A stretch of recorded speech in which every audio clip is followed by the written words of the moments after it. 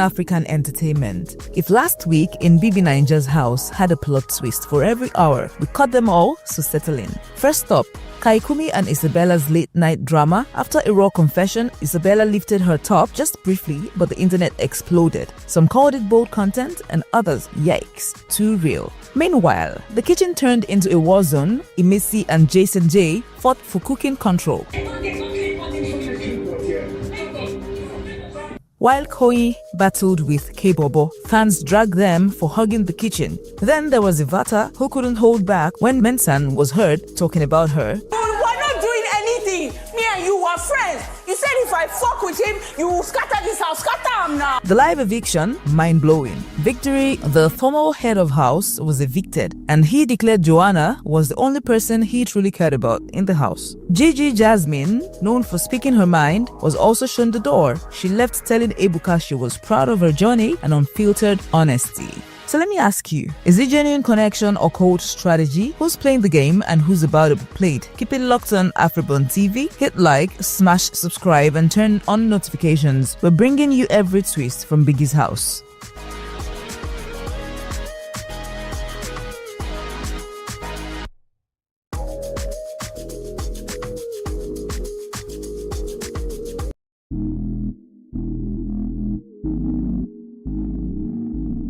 Big news in the world of pop culture. Taylor Swift is engaged. Yes, after moments of rumors and speculation, Taylor Swift has officially said yes to longtime partner and Travis Kelce. The couple, who've been together for over 6 years, have always kept their relationship low-key and away from the spotlight. Fans will remember they first crossed paths at the 2016 Met Gala, and since then, they've quietly become one of Hollywood's most admired pairs. Sources close to the two say they are absolutely over the moon about taking the next step together. And of course, Swifties everywhere are already wondering, will this engagement inspire her big album? With Taylor's career at an all-time high, the timing couldn't be more perfect. We'll be keeping a close eye for updates, and you already know we'll bring them straight to you. What do you think, Swifties? Wedding bells soon? Drop your thoughts in the comments below, and don't forget to like, share and subscribe for more entertainment news. Until next time, bye for now. Hello AfriBURN Nation, the countdown is officially on. After weeks of drama, alliances and unforgettable moments, Big Brother Naija Season 10 is about to crown its ultimate winner. Who will walk away with the grand prize and the glory? Your favorite housemate or the unexpected dark horse? Stay locked on AfriBURN TV as we bring you live updates, reactions and all the electrifying moments from the finale. Keep watching AfriBURN TV, where all the buzz never burns out.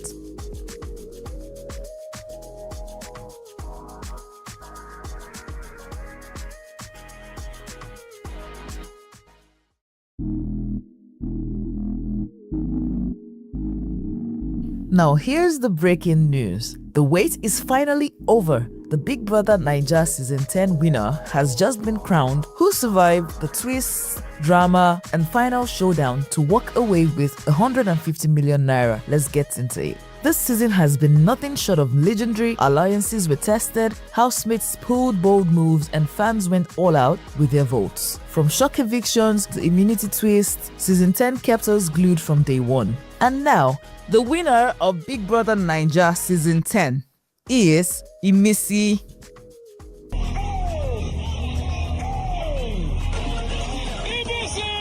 With this victory, 150 million naira in cash and prizes is to be taken home. That's the biggest prize bag in BB Naija history. Beyond the money, this win offers room for endorsements, media deals, and a whole celebrity chapter. Here are some of the moments and recap. Remember when K-Bobo spent 10 million naira from his prize pool just to secure immunity? Mensan making history as the first finalist after winning Most Influential Player. And of course, Koi navigating nominations and still coming out as the fans' favorite. This journey was about resilience, strategy, and connecting with fans. The ability to keep cool, win tasks, and stay authentic clearly struck a chord with viewers across the nation. So what's next? Endorsement deals, TV appearances, maybe even a music or movie career? One thing's for sure, life after the BB Naija house will never be the same again. Now over to you guys, do you think this win was well deserved? or were you rooting for someone else? Drop your thoughts in the comment section, smash that like button, and of course, subscribe for more news and updates as they occur. This has been AfriBURN TV, bringing you the official BB Naija Season 10 finale updates. Until next time, keep shining. See you then.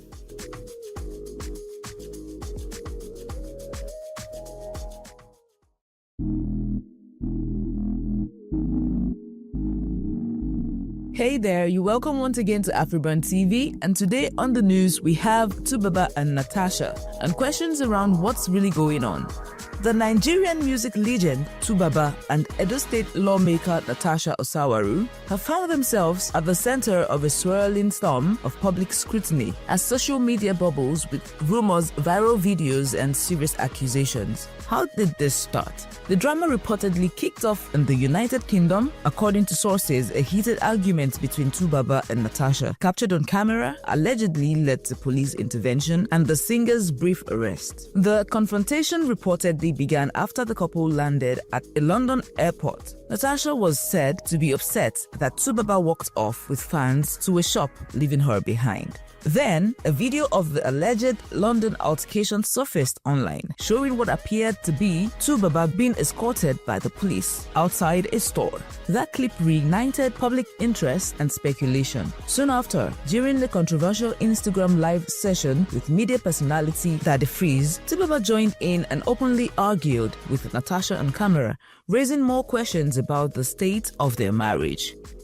Okay, official Tubaba has joined. Handle that he used to type.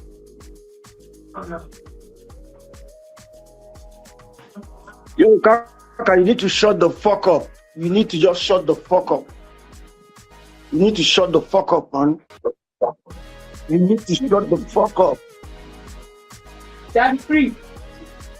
Innocent. They should see us together. So what did they do now? So what did they do? Man, what does that do? Well, inside you come and make it now. What's your problem? In the video message, Tubaba accused members of his own family of making the situation worse under the guise of saving him. He claimed their interference had destroyed the peace and even damaged Natasha's reputation. According to him, Natasha has been receiving death threats, which he described as dangerous, and pleaded for everyone to stop the rumors and cease fire. This whole thing has gotten dangerously out of hand. I'm not just gonna quiet anymore, because Natasha is getting death threats right now.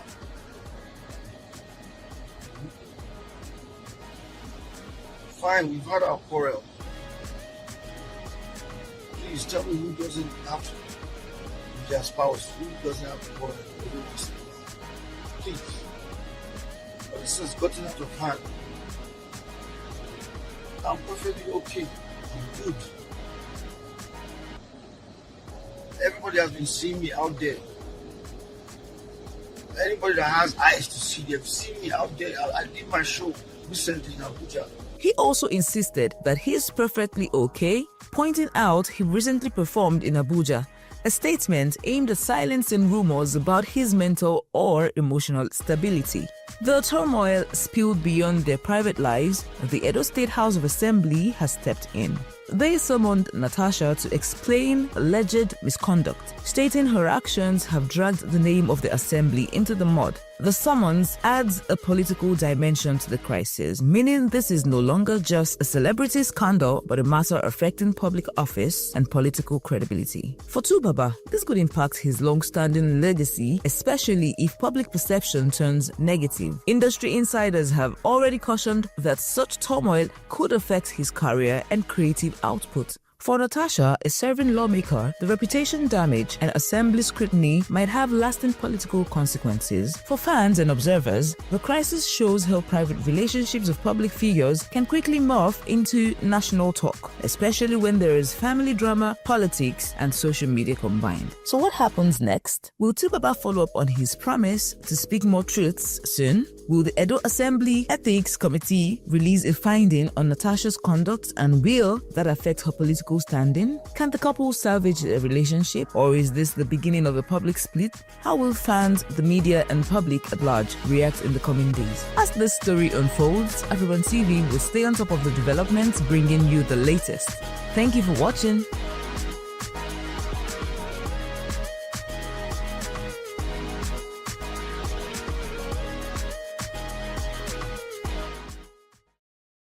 December 2025 was meant to be a season of celebration for boxing superstar Anthony Joshua, a return home, a moment of rest, and a reconnection with his Nigerian roots. But in a matter of seconds, that visit turned into a tragedy that would shock Nigeria, the global boxing community, and fans around the world.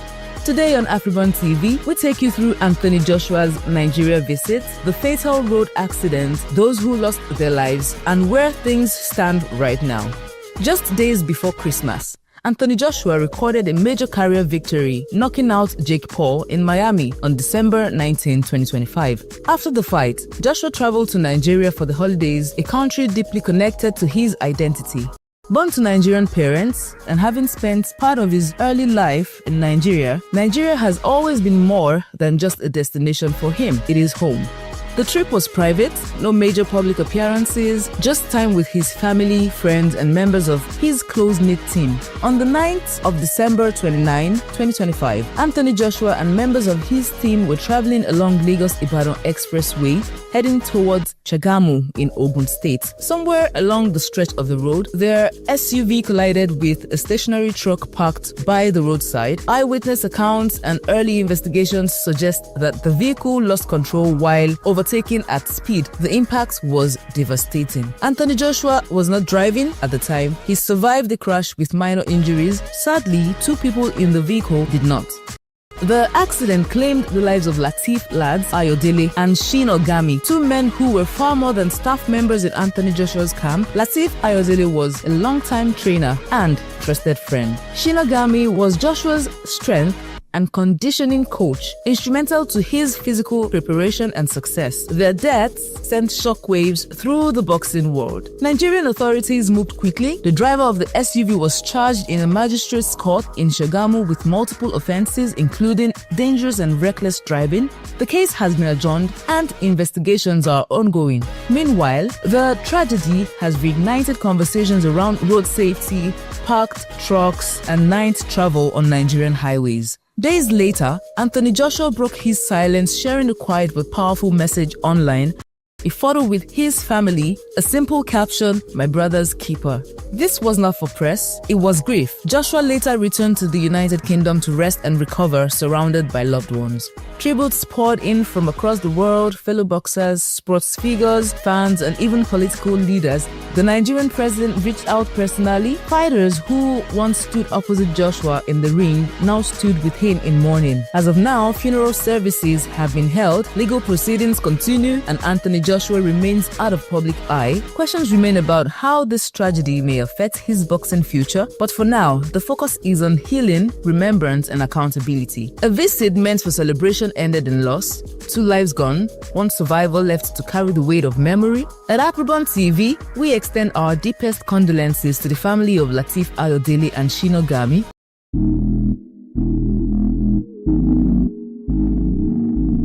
December 2025 was meant to be a season of celebration for boxing superstar Anthony Joshua, a return home, a moment of rest, and a reconnection with his Nigerian roots. But in a matter of seconds, that visit turned into a tragedy that would shock Nigeria, the global boxing community, and fans around the world.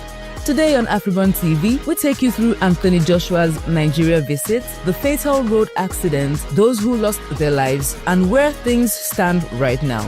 Just days before Christmas, Anthony Joshua recorded a major career victory, knocking out Jake Paul in Miami on December 19, 2025. After the fight, Joshua traveled to Nigeria for the holidays, a country deeply connected to his identity. Born to Nigerian parents and having spent part of his early life in Nigeria, Nigeria has always been more than just a destination for him. It is home. The trip was private, no major public appearances, just time with his family, friends, and members of his close-knit team. On the 9th of December 29, 2025, Anthony Joshua and members of his team were traveling along Lagos-Ibadan Expressway, heading towards Chagamu in Ogun State. Somewhere along the stretch of the road, their SUV collided with a stationary truck parked by the roadside. Eyewitness accounts and early investigations suggest that the vehicle lost control while overtaking at speed. The impact was devastating. Anthony Joshua was not driving at the time. He survived the crash with minor injuries. Sadly, 2 people in the vehicle did not. The accident claimed the lives of Lateef Lads Ayodele and Shin Ogami, 2 men who were far more than staff members in Anthony Joshua's camp. Lateef Ayodele was a longtime trainer and trusted friend. Shin Ogami was Joshua's strength and conditioning coach, instrumental to his physical preparation and success. Their deaths sent shockwaves through the boxing world. Nigerian authorities moved quickly. The driver of the SUV was charged in a magistrate's court in Shagamu with multiple offenses, including dangerous and reckless driving. The case has been adjourned and investigations are ongoing. Meanwhile, the tragedy has reignited conversations around road safety, parked trucks, and night travel on Nigerian highways. Days later, Anthony Joshua broke his silence, sharing a quiet but powerful message online, a photo with his family, a simple caption, "My brother's keeper." This was not for press, it was grief. Joshua later returned to the United Kingdom to rest and recover, surrounded by loved ones. Tributes poured in from across the world, fellow boxers, sports figures, fans, and even political leaders. The Nigerian president reached out personally. Fighters who once stood opposite Joshua in the ring now stood with him in mourning. As of now, funeral services have been held, legal proceedings continue, and Anthony Joshua remains out of public eye. Questions remain about how this tragedy may affect his boxing future, but for now, the focus is on healing, remembrance, and accountability. A visit meant for celebration ended in loss. 2 lives gone, 1 survivor left to carry the weight of memory. At AfriBURN TV, we extend our deepest condolences to the family of Lateef Ayodele and Shin Ogami. If this story moves you, remember to like, subscribe, and share. Not for sensationalism, but for awareness. This is AfriBURN TV, telling African stories with truth, depth, and humanity.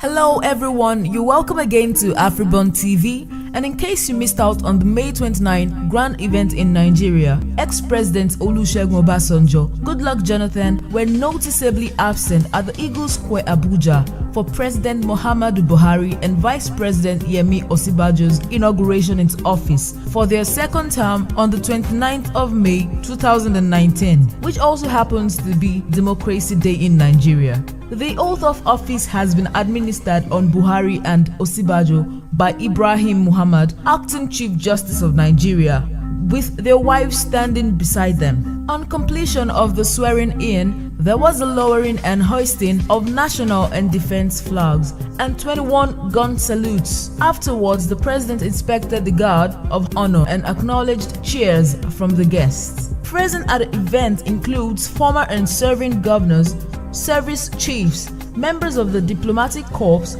members of the Federal Executive Council, Senate President Bukola Saraki, Yakubu Dogara, Speaker of the House of Representatives, Bas Mustapha, Secretary to the Government of the Federation, among others. Adams Oshomole, National Chairman of the All Progressive Congress, APC, Bola Tinubu, a national leader of the ruling party, were also present. Kindly subscribe to this channel, AfriBURN TV, for more updates and turn on the notification button. Also like, comment and share. Thank you for watching.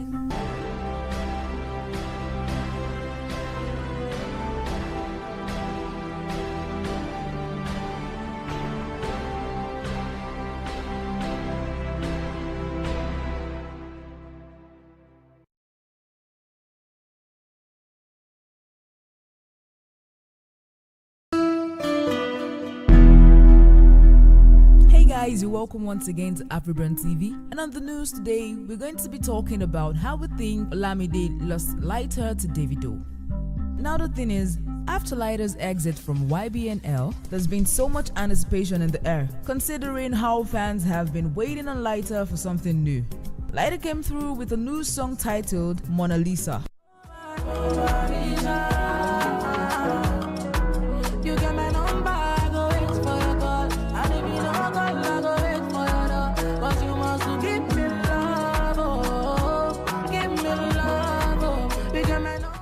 Without being sentimental and biased, the support received by Lighter from some of the industry's best is something worth talking about. Davido showed love by sharing a snippet of Lighter's Mona Lisa on his Instagram story. Kiss Daniel posted a screen grab of him purchasing the video on iTunes, and a lot of A-list acts showed some love one way or the other. But all this got me thinking, if all the love show off from these celebrities was to pepper Olamide, or is it that Lighter's new song Mona Lisa is really good, so they decided to support the young talent? You never can be too sure, you know. Few days ago, the Blow My Mind singer Davido showed love to the former YBNL soldier Lighter on his Instagram page, and then hinted a remix with Lighter on his new song Mona Lisa. Lighter must be really blessed, as the attention and buzz he has been getting on his Mona Lisa song is way beyond expectations. Davido reached out to him through an Instagram comment on Lighter's page, and he acknowledged the proposal with a very bold yes and love emojis. I for one think it is safe to say we just stay here and watch Lighter as he brings on his A-game into the industry and prepares himself for something really wonderful. Make sure you subscribe to this channel, AfriBURN TV, for more stories as they unveil. Thank you for watching.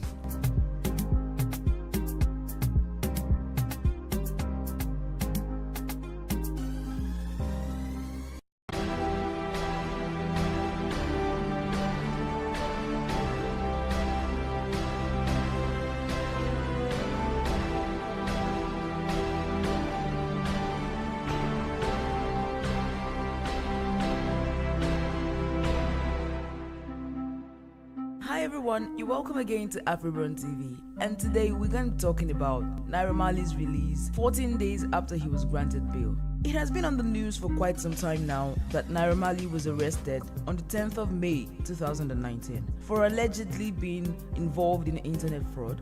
Then we later heard that he was granted bail but remained in prison because he couldn't find a level 10 officer surety.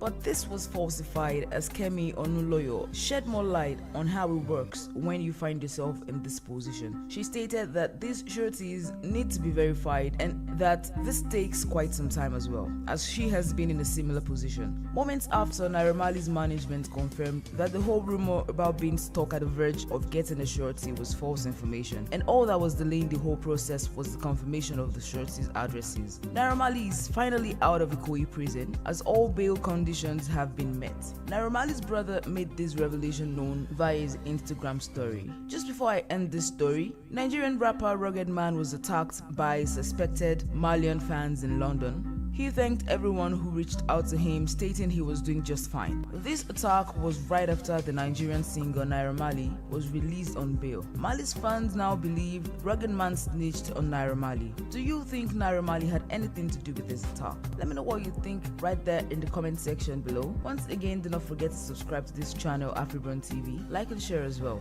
Thank you for watching.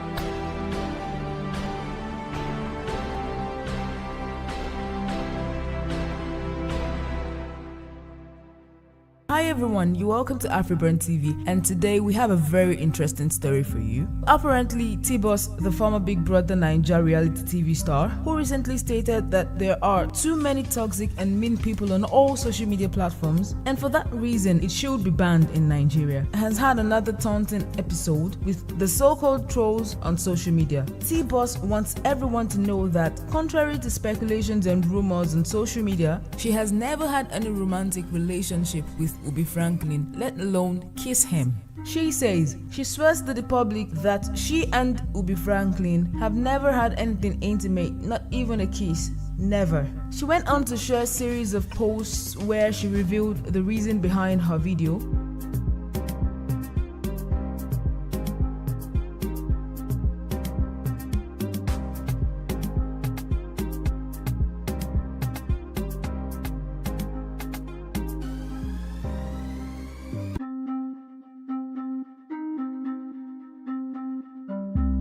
T-Boss explained that she has been friends with Ubi Franklin for over 16 years. She said, "I don't see why I should not respond to people whenever they say rubbish on my page. If I feel like doing so, I do it. I don't understand why people are concerned that I was hanging out with my friend. He's my friend and we didn't talk about any issues with his wife, and I didn't know if he had divorced or not. I have known Ubi for 16 years, which was before he met his wife. I don't have to justify anything to anyone." And that brings us to the end of today's story. Kindly subscribe to this channel, AfriBURN TV, to follow stories as they unveil. Thank you for watching.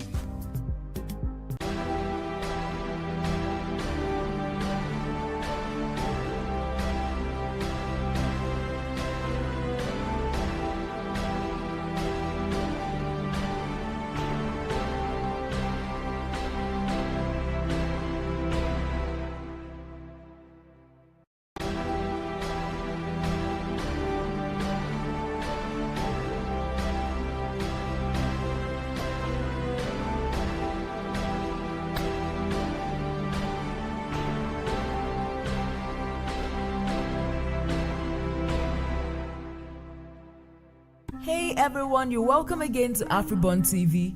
And today, information reaching us revealed that there is trouble in the YBNL camp. Some months ago, when Olamide signed Picasso and Yomi Blaze after they became highly mentioned on social media after the Able God Challenge freestyle, and without proper contract signing procedures, Olamide, the YBNL boss, went ahead to sign these artists. We only saw social media posts on his page announcing a new artist on the YBNL team without any evidence of the artist officially signing contracts. No doubt Olamide deserves more than 1 million accolades for giving the young talented artists in the streets a platform for career growth, but not offering them proper paperwork to seal their contracts doesn't seem right. In a recent development, Olamide has unfollowed Lighter on Instagram, and according to verified inside sources who claimed anonymous, Olamide has truly dropped Lighter off YBNL. He gave reasons like Lighter claims he has someone who wants to sign him and requested he wants to leave, and Olamide gave him his blessings. Even though he knows Lighter was lying, he still wished him well regardless, and then Lighter goes ahead saying different negative things about him. He also made mention of the fact that the label label has a calendar with a music release plan. According to Bado, if he keeps pushing just one artist only, how will the label and every artist signed under it grow?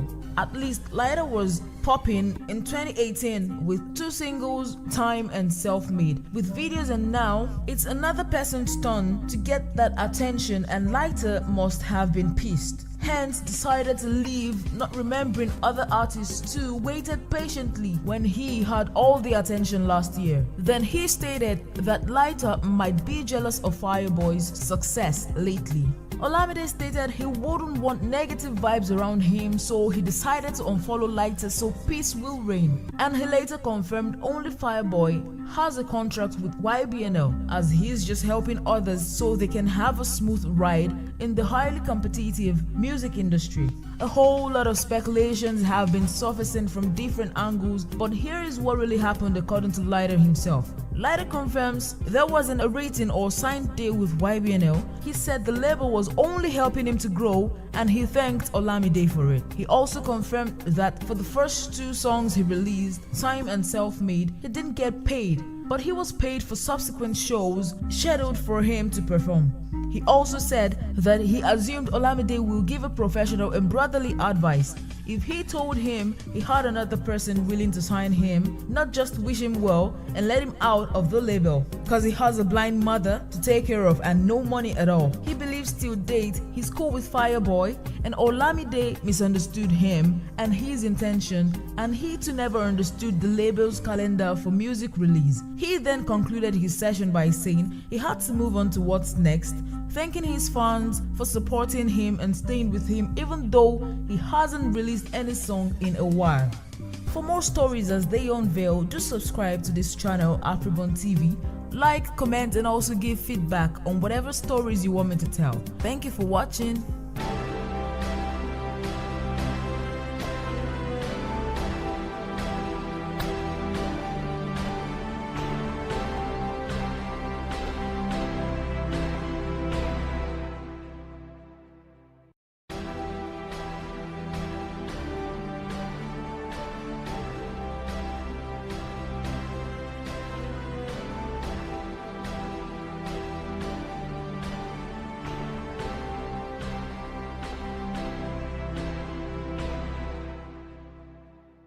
Tiwa Tope Savage, a Nigerian singer, songwriter, and actress popularly called Tiwa Savage, who currently has a songwriting deal with Sony ATV Music Publishing, signed a recording contract with Maven Records in 2012. She also signed a management and publishing deal with Rock Nation in June 2016. Her debut studio album, Once Upon a Time, was released on 3rd July 2013. It was supported by 7 singles: Kele Kele Love, Love Me, Without My Heart, Ifewa Gono, Folari, Olorunmi, and Eminado. Ever since, her career has skyrocketed. In September 2017, Savage released her debut extended play, Sugar Cane, together with 2 singles, All Over and Malo. Her contribution to the Nigerian music industry has earned her several achievements. And now, in this month of May 2019, the global deal with Universal Music Group is set to kick off as Tiwa Savage announced this and her exit from Maven Records. To have more of these amazing stories as soon as I tell them, kindly subscribe to this channel, AfriBURN TV, and like the story. Thank you for watching.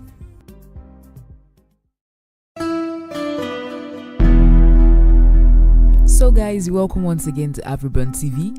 Guess what's new today on the news? The Nigerian singer, songwriter, and producer Techno disrupted easy flow of road traffic and even had some moments of gaze grabbing stunts going on as he was seen in a transparent frock with barely clad ladies. Apparently, this video is making rounds on social media as people are also thinking this must be one of the scenes in his yet to be released video for the song he made featuring Zlatan Ipile. On this night, cars at the toll gate on the island in Lagos remained motionless as drivers and passengers stopped to see what was going on. Whatever that was for suddenly got a great deal of attention. although quite a number frowned at the fact that many children would have seen the well-lit see-through truck with girls dancing barely clothed, and that most definitely doesn't aid helping a child learn decency and good conduct.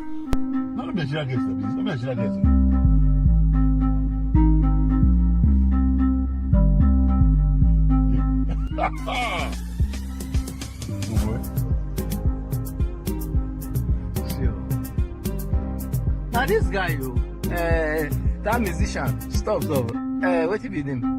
This boy. Techno. Not be techno. Techno.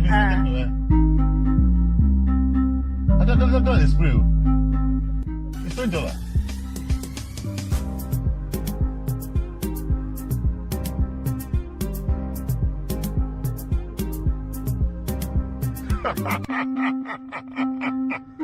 Eh? Now techno. I've seen it. Where is he going to? Hope he get position from us. This is not the smart matter. He's a creep. You know this voice and just mind serious. Be sure to subscribe to this channel, AfriBURN TV, for more stories as they unveil. Thank you for watching.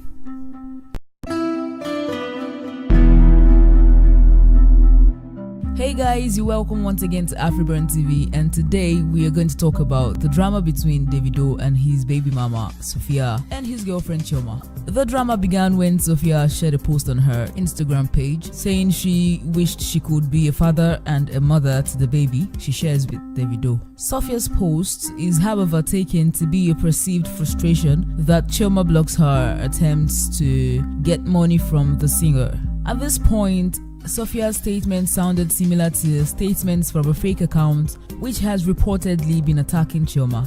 Now, reacting to this post, Davido said, "If you got balls, send it yourself," and mentioned the chef Chi, don't mind them, ball. Sharing Davido's post, nobody's tougher than a hungry little with failed plans behind the fake account. I'm not responsible for anybody's misfortune, please. Leave me. Paste for no reason. That was Chioma's response to Sophia's post after sharing Davido's reply. So now, this whole drama happened long after Sophia once replied a fan who asked her what she was doing with Davido and Chioma. Ayotomiwa Ayonitemi said, "What are you doing about Davido and Chioma? Are you not going to do a thing? After all, you have a child with him and you are his baby mama. It's unfair." Then Sophia replied, Ayotomiwa, "I don't care for whatever my ex is doing with his personal life. He's a great dad and we're co-parenting just fine. That's all that matters. We've moved on, dear. And you should as well. Nothing good comes from holding on to the past." So now, this got me thinking, was any part of the previous statement in response to her fan in any way correct? Has Davido always been there, or did she try to come up with something to cover up for her perceived frustration? Now, make sure you stay subscribed or subscribe to this channel for more stories as they unveil. Thank you for watching.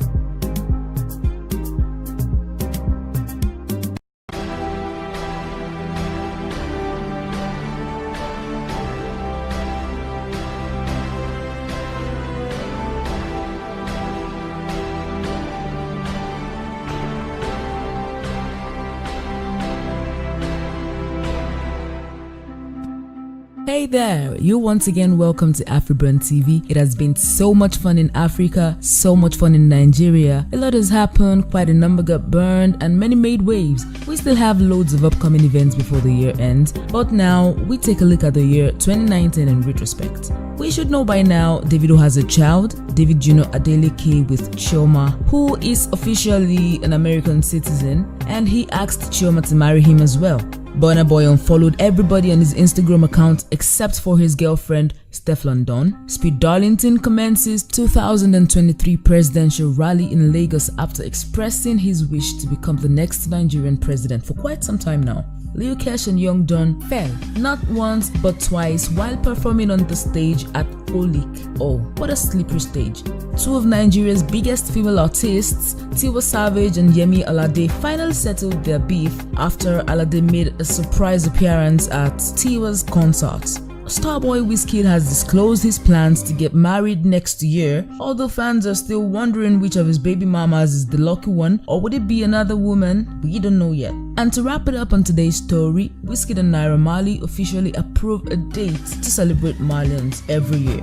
DG Copy, another Nigerian celebrity, was involved in the conversation that led to the setting aside of the Malians Day. She started the conversation requesting on behalf of Malians in Nigeria that a day should be set aside to celebrate Malians. Naira Marley said the topic was an important one that had to do with the Malian fan base, and he swiftly responded, proposing every 30th of May. Wizkid, who recently declared himself a patriot of the Naira Marley's fan base, found interest in the discussion and he approved the date. So if you did not get the memo as proposed and agreed on by DG Copy, Naira Marley and Wizkid, the 30th day in the month of May every year has been supposedly set aside for the Malian fan base. Now we wait for more stories as they unveil.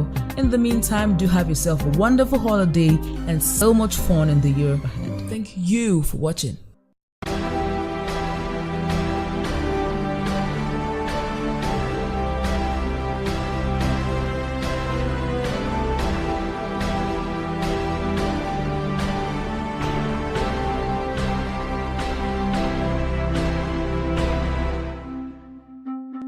Hey there, welcome to AfriBURN TV, and today on the news, Olamide is back again with something new and refreshing. Just in case you haven't heard the news, the Nigerian rapper, singer and songwriter who records mostly in Yoruba, his native tongue, dropped a 9-track album titled 999, and it came as a surprise to every music lover. Immediately Olamide shared the news about the album on social media. A whole lot of Nigerians had their opinion shared about the reason and the meaning of the album title 999. Some even said, if you turn the 9 upside down, you'll have a 666. We soon realized the title 999 happened because it was announced on the 9th of February to be revealed at 9 p.m. The album features 9 artists, has 9 tracks, and his 9th studio project. The rapper recently signed a joint venture deal with an American record label, Empire Distribution, and it appears the rapper and Fireboy DML are gearing up to hit the studio for another album. Olamide took to his Twitter page to announce that he and Fireboy would be dropping new albums this year, which would serve as their first projects with the record label. We really can't wait to see how things pan out. Wishing the rapper Olamide and Fireboy the best in their career.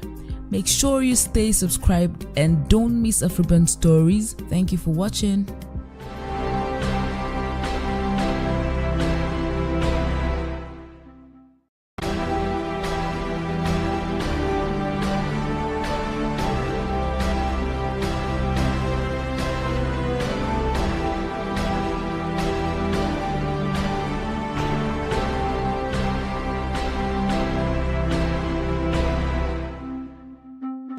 Hey there, welcome to AfriBURN TV, and today on the news, Tope Alabi, a Nigerian gospel singer, songwriter and actor, was born on the 27th of October in Lagos State, Nigeria, and she is the only daughter of 3 children. Earlier this week, a video spotted Tope Alabi dancing Zanku and Soapy at her father's burial and went viral over the internet, with many fans questioning her spirituality. Some social media users who called out the gospel singer said she is now way far from who she was 10 years ago. There were comments on different social media platforms, and particularly this one from a Facebook user that went really viral. This is evangelist Tope Alabi. What is this world turning into, for God's sake? The Tope Alabi I knew 10 years ago is totally different from this one. However, reacting to the video in an interview with TVC's Wake Up Nigeria, Tope Alabi stated that she needed that dance at that time. According to the singer, she was dancing at the father's burial because she needed it, and only people with spiritual eyes will understand its meaning. She explained she needed to praise God in the dance because it wasn't easy burying her father and people really might not understand. Soji Alabi, the husband to the popular gospel artist Tope Alabi, has now reacted in defense of his wife. The husband, who spoke to Celebrity Diary over the phone, said people should not just believe things without finding out the reasons. That video was definitely recorded at the wake-up service of my wife's late father. As somebody who just lost her father, she was just trying to dance away the tears and she just expressed herself. Nobody saw her when she was crying, but now they are against her for dancing. The wake-up was organized by some gospel artists and it was held in front of her late father's house. Somebody must have recorded the video and sent it online for reasons best known to only God. My wife has done nothing wrong, please, he pleaded. Now we call it a wrap. Make sure you subscribe or stay subscribed to AfriBURN TV for more stories as they unveil and as we tell them. Thank you for watching.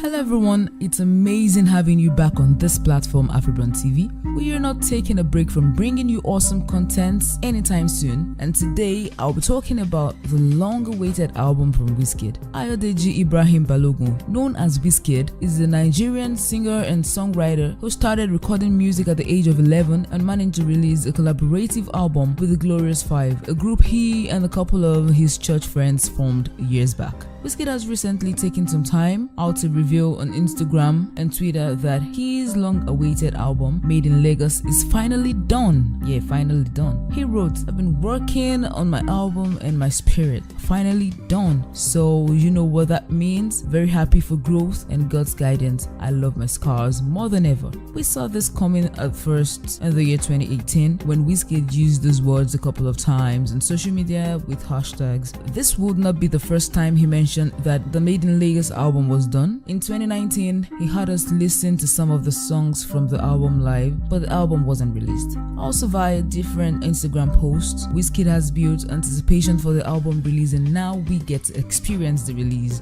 Make sure you subscribe and stay subscribed to this channel, AfriBURN TV, so you don't miss out on any updates as we keep telling stories as they unveil. Thank you for watching.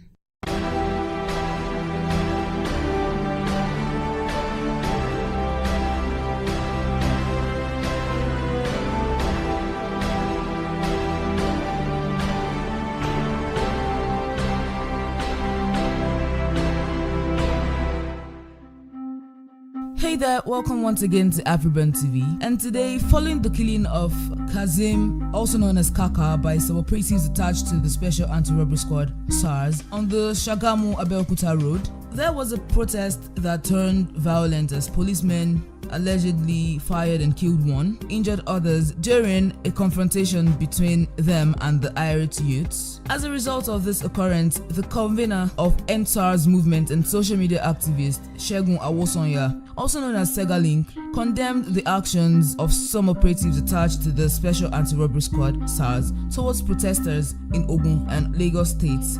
He described the action of SARS as a declaration of war on peaceful protesters and Nigerians at large. He added that the Ogun State Police Command will go down for their actions regarding the protest following the killing of Tiaminu. Segalink on his Twitter page wrote, "The declaration of war on peaceful protesters after murdering an innocent citizen and justified same will not end well for the police in Ogun State. Citizens are advised to stay safe and for the confrontation, the whole structure will go down for this." Ogun State Police have finally declared war on the citizenry, murdering them at will because they can. Will this mark the end of policing in Ogun State? Do we still have an IGP in Nigeria? Where is the president? Also reacting, Oriente Krona Adekunle Gold described Nigeria as a failed state. On his Twitter page, he wrote, "We have failed as a country." Make sure you subscribe and stay subscribed to this channel, AfriBURN TV, for updates on stories as we tell them. Thank you for watching.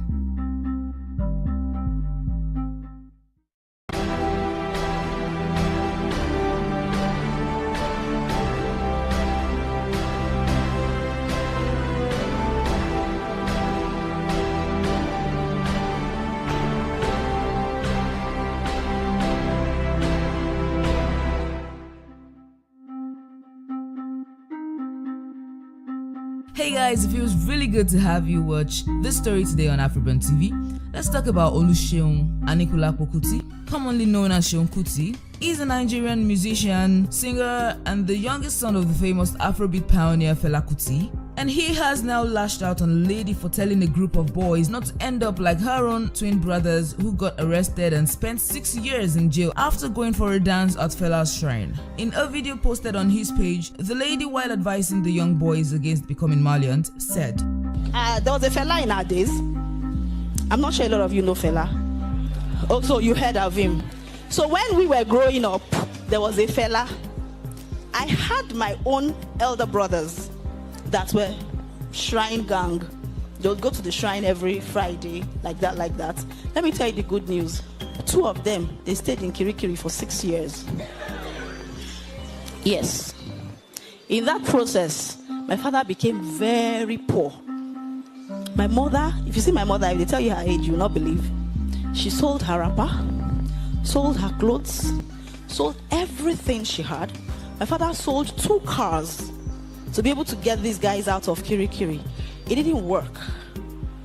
Unfortunately, they were twins. Yeah, that's what Malian life does to you. They went to the club, Fela shrine, they went to dance, there was a fight, they packed. Angered by the lady's statement that her brothers were arrested because they were in Fela's shrine, Seun wrote, "See all these lies by these idiots. Fela name don't fool everybody mouth. These idiots that know of nothing sacred. Now this one is talking about her brothers that went to the shrine and the police locked them for 6 years fighting. Does that make sense? I grew up in the shrine. Where is my Kirikiri record? Let me advise Nigerian parents. It's your duty to raise your kids, and this woman is just as dangerous as the Malian syndrome you are afraid of. Is it because we allow people like this interact with our children? We have an educational system that tends to reduce justice as it produces lawyers, reduce health as it produces doctors, and creates ignorance as it produces teachers. Hence, the more lawyers, the less justice. The more doctors, the less health, and the more teachers, the more ignorance. Everyone just disrespects Fela as them like. Now this goat and her goat twins have gone to prison for 6 years for fighting. Better tell the world that your brothers were robbers. I would love to read and share your thoughts on this story in the comment section below. Be sure to like and subscribe to the channel AfriBURN TV as well. Thank you for watching.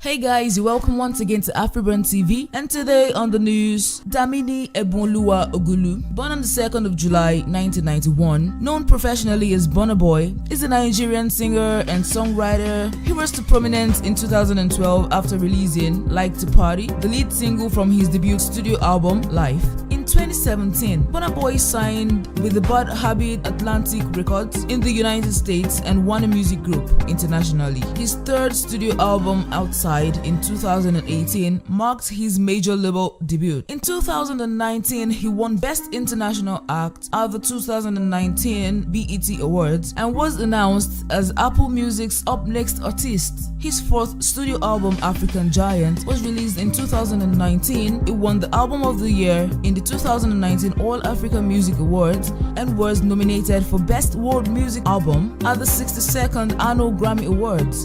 Burna Boy describes his music as Afrofusion, a genre that blends Afrobeat, dancehall rhythms, reggae, American rap, and R&B.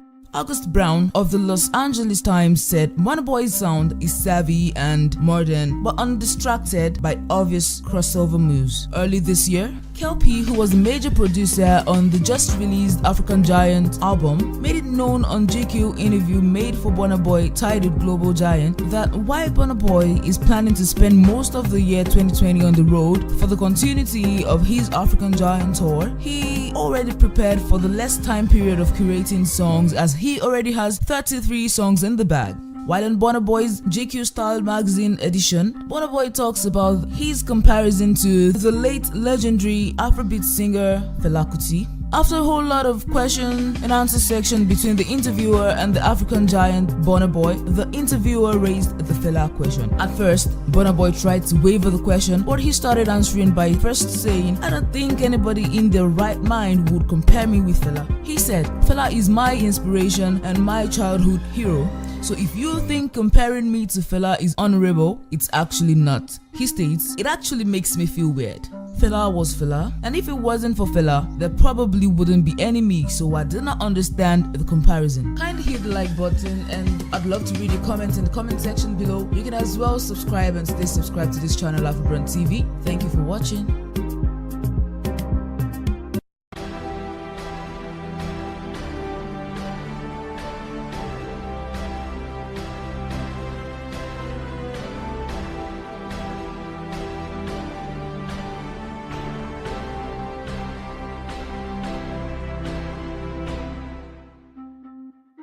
Hi guys, it feels really good having you here again on this channel, AfriBURN TV. Today on the news, we have information applicable to Nigerians on their rights, with the SARS operatives and how to identify real police officers. Following the killing of a schoolgirl in Iyanopaja, Lagos, and that of the footballer Kazim Ishagamu by the SARS operatives and many other incidents caused by them, the security analyst and senior journalist Christopher Oji says the killing of innocent people is condemnable and has become unbearable. He says the authorities should either reorganize or scrap the Special Anti-Robbery Squad SARS. He advised that the caliber of people given guns be checked and that they be properly trained on how to use arms. He said that the authorities should advise against the intake of alcohol whenever the SARS operatives are going on operation. He further buttressed the point that the SARS operatives be retrained, reorganized, and that cool-headed and educated people be put there. He says, put the right person in the right unit and most of these problems will be solved. Another security expert, Felix Ubechi, said, the killing of the footballer is sad. We are talking about youth and a particular institution is reducing the strength and number by day. He then urged government to warn the police to stop shortening the lives of innocent youth. In light of the incident surrounding the death of the footballer Kazim, SARS has been reformed and a couple of new rules of engagement have been laid out by the Inspector General of Police to be followed by these SARS operatives on their operation. First, no SARS personnel is allowed to interface in any civil matter. They are not allowed to interfere in cybercrime, popularly known as Yahoo Yahoo. No SARS personnel is allowed to conduct a stop and search exercise unless there is a distress call from victims or members of the public. They are not allowed to be involved in commercial matters of any sort, such as debt recovery or a landlord versus tenant issues. They are not allowed to interfere in any social or relationship cases, such as marital matters, boyfriend or girlfriend relationship. The Inspector General of Police clearly points out that they are strictly for armed robbery and kidnapping cases. Additionally, tips on how to identify fake policemen at a glance were given to help educate the people. While trying to identify who's the real police officer, you need to take note of the following details. The number tag of a real policeman must be 6 digits. Less than 6 is fake. Only female police officers have their numbers begin with 0. Any policeman with number beginning with 0 is fake. Every police officer's name tag is woven into the shirt as there are no more removable tags. A distinction between a normal police officer and a spy supernumerary police personnel is that a spy number must be either 3 or 4 digits with the word spy boldly inscribed on their uniform shoulder. The people are therefore advised to always roll up their windows in traffic, central lock your doors at night. When stopped by police officers, be double sure that they are true policemen. If they are not, be strong and speed off or hit them. Never get frightened. But watchful, they are everywhere. Educate your family members and friends. Know your rights, people, and let Nigeria be great again. Kindly like and share. I'd like to read your comments in the comment section below. You can also subscribe and stay subscribed to get more stories on this channel, AfriBURN TV, as we tell them. Thank you for watching.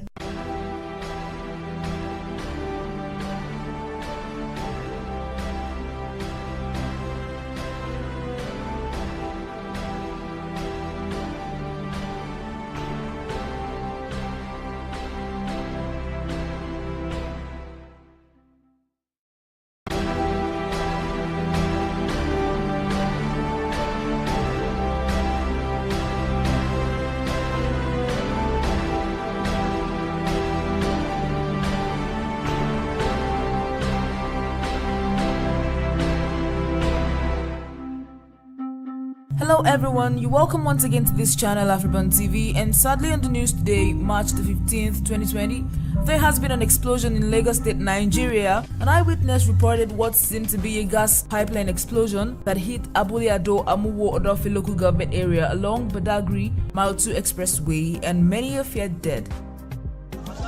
This is pipeline explosion at Amuwo Odofi local government, Abule Ado to be precise, inside of Monile. Please, we need assistance from fire service. This video should go viral, please.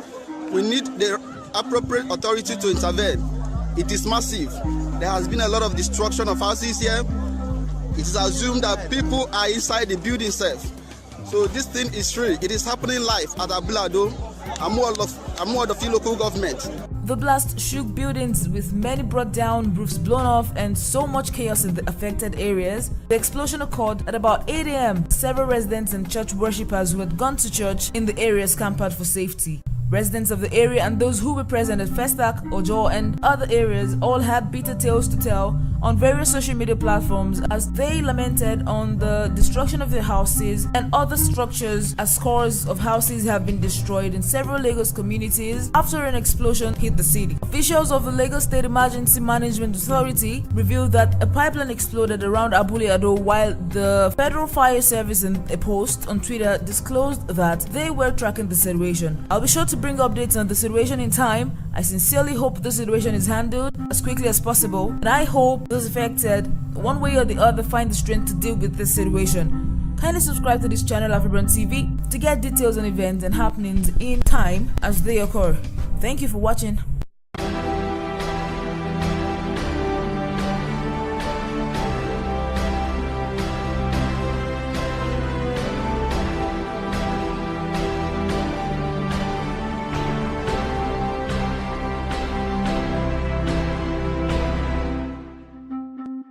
Hey guys, you're welcome once again to AfriBURN TV, and today we have news on a very important event, and some of us were able to follow up on winners from different categories of the just concluded 2020 edition of the African Magic Viewers Choice Award, held on Saturday 14th March at the Eco Hotels and Suites, Victoria Island, Lagos. The event was anchored by seasoned broadcasters Amina Abdi Raba and Ike Osakio Dua. Music legends Tubaba blew the crowd away, while Kobam's Suko performed an emotional musical tribute in honor of Nollywood fallen stars. Leading the night was Living in Bondage with a total of 4 wins. Ratnik followed closely with 3 wins, but for the rest of us who couldn't be there or follow up on stories relating to this event, I have a full list of winners for you so you don't miss out. For the best makeup category, we have Lillian Omozele Paul for God Calling. The best costume designer, Dimeji Ajibola Ratnik. Best picture editor, we have Tosi Igo and Brian DK for Elevator Baby. Best sound editor, movie and TV series, we have Christina Aragon, Living in Bondage. Best lighting and designer, movie and TV series, we have Cardoso for God Calling. The best cinematographer, we have John Dems for Living in Bondage. Best documentary, we have Beverly Naya, Skin. Best soundtrack, movie and TV series, Larry Gaga and Flavor, Living in Bondage. Best writer, movie and TV series, Asinogu Nicole and CJ Obasi, Living in Bondage. The best indigenous language, TV and movie series, Swahili, Ravit Sipi Chada Subira. Best indigenous language, Hausa, Muhammad T. Finisher for Tuntube. Best indigenous language for Yoruba, we have Yewande Famaki for Alubarika. Best indigenous language movie and TV series, Igbo, we have Victor Ike for Nne. Best TV series, drama and comedy, we have Anis Holloway for Truth. Best short film and online video, we have Bola Enigma Akombi for Thorn. Best multi-choice talent factory film, we have Promises, and that happened from an East African nomination. Best movie Southern Africa, we have Daliso by Abraham Cowboy. Best movie East Africa, Plan B, Sarah Hassan. Best movie West Africa, Living in Bondage, Steve Gukas. Industry Merit Award, Peter Igo. Best supporting actress in the movie or TV series, we have Gloria Safo, The Perfect Picture 10 years later. Best supporting actor in the movie or TV series, we have Pascal Tokodi, Disconnect. Best actress in the comedy movie TV series, we have Funke Akindele, Moms at War. Best actor in the comedy movie TV series, we have Chibuna Funnybone Stanley for Smash. Best actress in the drama movie TV series, we have Toyin Abraham for Elevator Baby. Best actor in drama movie TV series, we have Timini Ebuson, Elevator Baby. Best Dressed Male, Mike Edwards, and Best Dressed Female, Mercy Eke. Trailblazer Award for Swanky, JKA, and Best Director, Ramsey Noir for Living in Bondage. Overall movie was Living in Bondage. I'm sure you had a great time watching. Kindly subscribe and leave comments as well. Thank you for watching.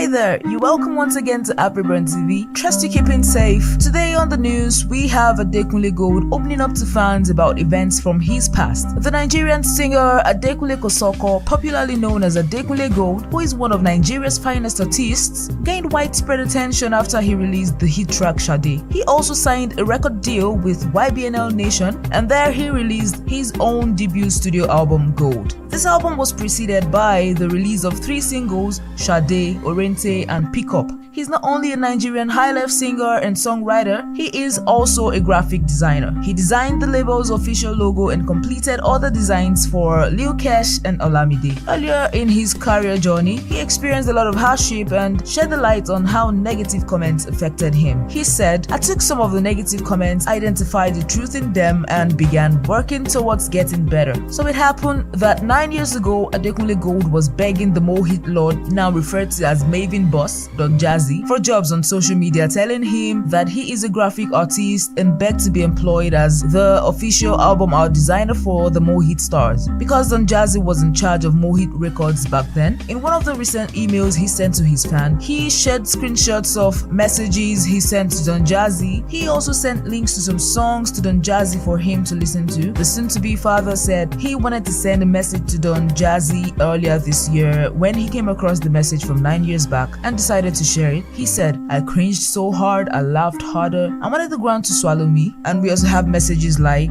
"Good AM Mohit Lord, I'm thinking I could be of great help to the artist growth of Mohit. I'm a graphic artist of magnitude. I do album art. I could be an official album art designer for Mohit stars. See my work.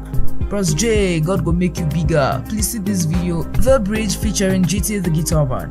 I would love for you to listen and share this jam. The title, Norm Breaker. Baba, I would love for you to listen and share this jam. Title, Norm Breaker. And we can see Don Jazzy just replying, "Thanks bro."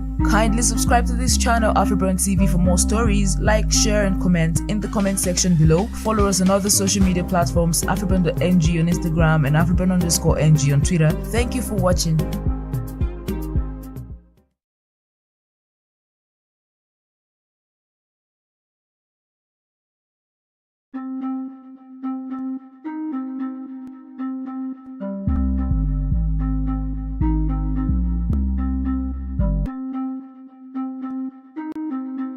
Hi there, you're welcome once again to AfriBURN TV, and today on the news it's Joeboy or Rema. As Joeboy's music call announces, it's going to be a bad boy season. The Nigerian singer Joseph Akinfewa Dunas, popularly known as Joeboy, is a songwriter and was discovered by Mr. Easy in 2017 after watching an Instagram video of his cover to Ed Sheeran's Shape of You. Joeboy released his first single of the year 2020 called from his upcoming debut album. He knows the fact that his songs have become a drug to people, most especially his fans, as people rely on him to release music because of its remedial effects. So to say, it's so glaring that he writes beautiful songs, and we've seen his tracks Baby, Don't Call Me Back, and Beginning, and other songs in his debut EP, Love and Light. Staying in the music is not so easy because music lovers hardly get accustomed to one kind of music. Switching things up let fans know that you've got some bad energy, you have to be both the bad and the good guy. Joeboy entered the industry as a love songwriter, but with the release of Call, he is seen in another light. He was in the bad guy mood, and his fans are definitely loving his energy. Call is a catchy love song produced by Dara, with lyrics about the uncommon beauty of a woman. Joeboy came through with his unique vocals, singing, and good lyrics. The song is addictive and pleasant to the ears. The video shows more about his real bad boy vibes, from the car stunts, pulling up after the phone call, and thousands of his fans hailing him at the end. This really shows that Joeboy is ready to become one of Africa's biggest pop artists, and there is Rema with such fierceness and fire. I'd like to know your thoughts about who's better. Remember to subscribe to this channel for more stories. Like, share and comment in the comment section below. Also follow us on our social media platforms, AfriBURN.ng on Instagram and AfriBURN_NG on Twitter. Thank you for watching.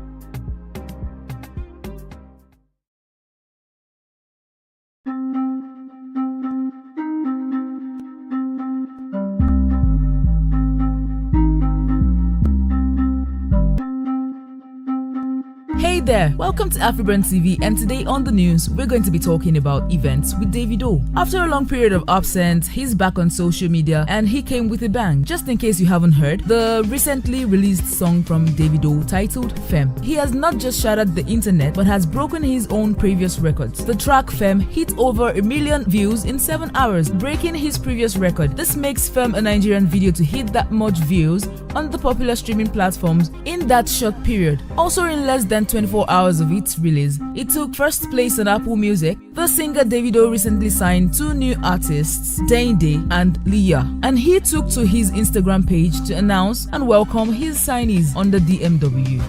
One other thing on today's story is Davido's signee, Lil Frosh. He obviously has gotten himself in trouble after it emerged that he has been pummeling his girlfriend.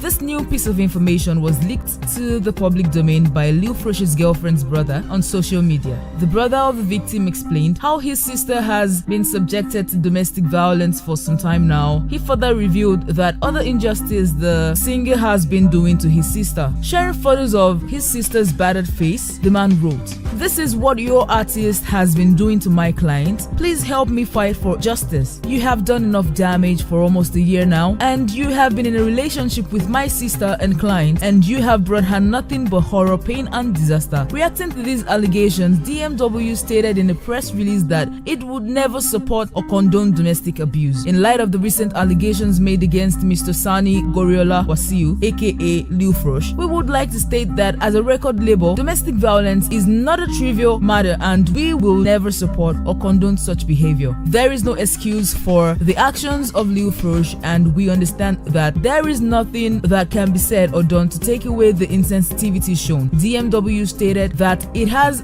with immediate effect, terminated its contracts with Lil Frosh and also ending all affiliations with the rapper. Upon international investigations carried out by the label, we are left with no option than to terminate the recording contract that exists between the label and Lil Frosh, effective immediately. We hereby immediately sever all affiliations with Mr. Sani Goriola Wasiu, aka Lil Frosh. Once again, we do not condone domestic violence and stand with all victims of domestic violence. We really can't wait to see how this pans out. Wishing the new signees all the best in their career. Make sure you stay subscribed to AfriBURN TV so you don't miss out on stories as they unveil. Thank you for watching.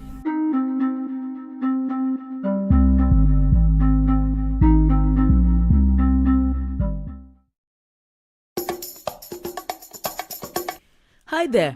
Welcome to AfriBURN TV, and today on the news, I have some updates on events surrounding the Nigerian youth and the Special Anti-Robbery Squad, SARS. An operative of the Special Anti-Robbery Squad, SARS, reportedly shot a young boy suspected to be an internet fraudster, also known as a Yahoo boy, in Ughelli, Delta State on Saturday, October 3rd. According to one eyewitness, Ichi TJ said, SARS just shot a young boy dead at Ughelli, Delta State as we speak.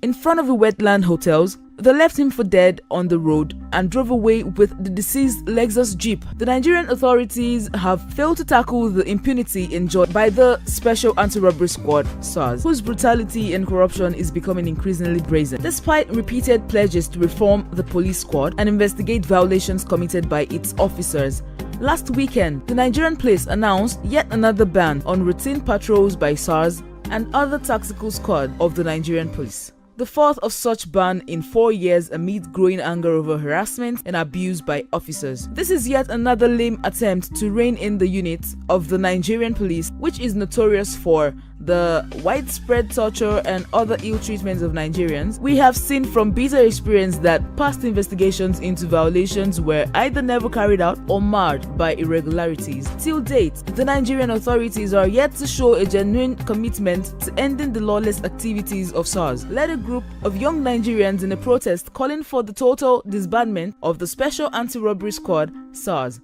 Nigerian celebrities including Folarin Falana, popularly called Fowls, and pop star Runtown have joined voices calling for an end to the police brutality and reform the Nigerian police. Other artists including Tiwa Savage, Paul of P-Square, J1, Dremo, and popular DJ Spinall also joined in the march. The protest started on Wednesday with youths gathered at Ikeja under the bridge, displaying placards and sharing videos and photos using the hashtag Lagos Protests. They vowed to continue the protest for the next 3 days. Angry youths calling on the Nigerian government to seize this moment to demonstrate the country's commitment to human rights and fulfill its obligations of holding the police to account. The government must empower oversight bodies, including the Police Service Commission, Committee Against Torture and National Human Rights Commission, to investigate and initiate prosecution of police officers who are involved in violation of human rights. We really can't wait to see how this pans out. You may also turn on the notification button so you don't miss out on stories as they unveil. Thank you for watching.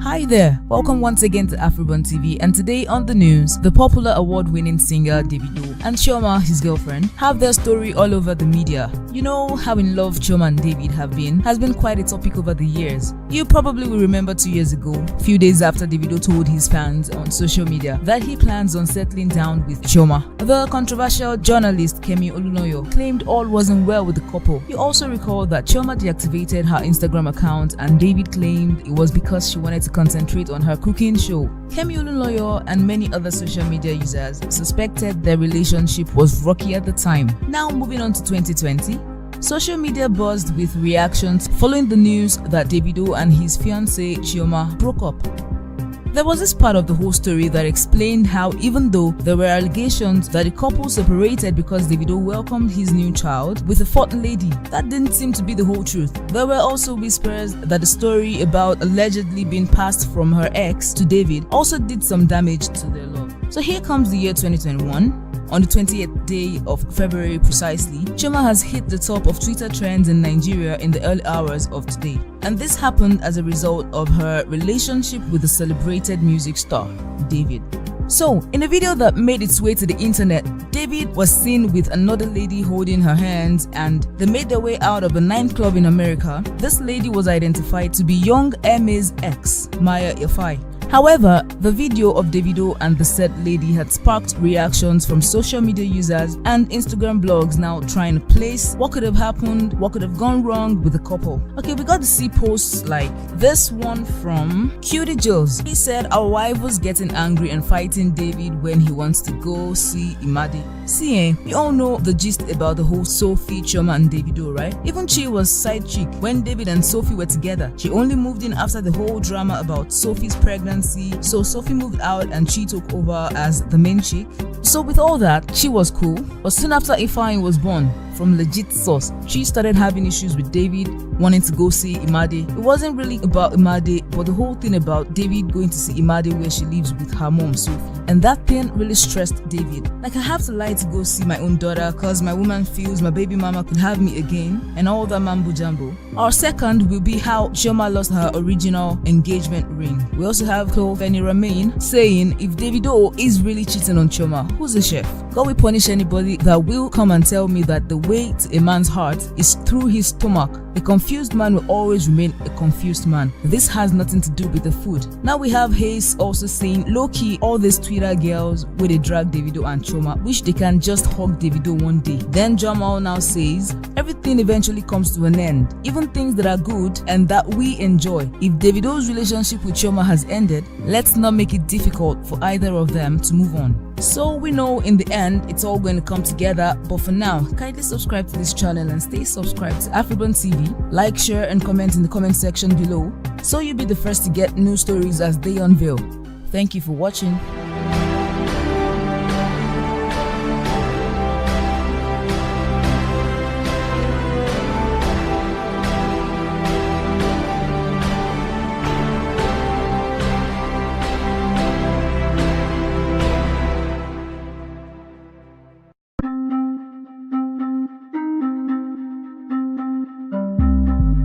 Hey there, it's me again bringing you updates on AfriBURN news. Remember to hit the subscribe button so you don't miss out on any of my stories. Interestingly, what I could find on the news today that has gotten the attention of most of the Nigerian population is the hike in fuel price. Sadly, Nigerians woke up to a hike in fuel price again despite the many things citizens and the nation as a whole has been through in the past year. In September 2020, fuel prices and electricity tariffs were increased. Then fuel was priced at 148 naira per litre and then went up to 162 naira per litre. The Nigerian masses and organized labor opposed the fuel price and tariff hikes. The trade unions threatened a national strike action. The national strike threat led to discussions between representatives of the federal government of Nigeria and trade unions, and then an agreement that no further hikes in electricity tariff and fuel prices would be imposed on the nation before a planned meeting by January 25th, 2021. The trade unions called off the planned strike action. However, it clearly doesn't seem like the federal government of Nigeria honored any agreements. Today, the 12th of March 2021, we see fuel price is at 212 naira per litre from 207 naira per litre. Okay, let's take some time out now to review some of the comments concerned Nigerians have made via social media in response to the new fuel price. Okay, here we see a comment from Dr. Olufumilayo. He said, when this unfortunate government came in, petrol price was at 87 naira per litre. Today it's 212 naira per litre. Food prices will go up, rent prices will go up, transport prices will go up, school fees will go up. But guess what will never go up? The minimum wage and salaries. This is a jungle. Dekunle also said on Twitter, petrol was sold 87 naira when Buhari came into government with the campaign promise of making it 40 naira per litre. Buhari failed Nigerians in 2015 and same Nigerians voted him again in 2019. Suffer no dey tire my people. Today we will buy petrol at 212 naira. Then Sammy says, everyday news from Nigeria can make you moonwalk into depression without even knowing. There is absolutely no good news from this climb. 4 refineries here running at losses, and we're waiting for Dangote refinery. Thank you, Buhari. You're truly doing well. Yeah, we have the First Ladyship saying, first, just in case you don't understand what is happening, the NNPC confirmed the return of subsidy. PPPRA pegged petrol price at 212 naira 61 kobo, returning the subsidy regime. Recall, subsidy was why they crucified Goodluck Jonathan, APC-lite Nigerians before the 2019 elections. Then Ben Murray Bruce said, I still will not understand a system that believes in suffering for the masses. As a government policy, someone please educate me. Nigerians shouldn't be paying more for fuel at this time amid low minimum wages and other oppressive economic factors. Aproko doctor says food prices before now have been out of reach for many Nigerians, and then you add fuel price hike on top of it, which will further drive up prices of things across board. Yet the average Nigerian's earning has not increased. How exactly do you want to bring people out of poverty? Victor Babatunde says Pepsi is now 120 naira, 1 cup of Gary is now 50 naira, 1 small egg is 50 naira. Buhari just increased petrol price to 212 naira. Welcome to the new Nigeria. So it seems we are where we are at now and can only pray without losing hope for a better Nigeria and a future in it. Please like, share and leave a comment in the comment section telling us what you think about petroleum in Nigeria. Thank you for watching.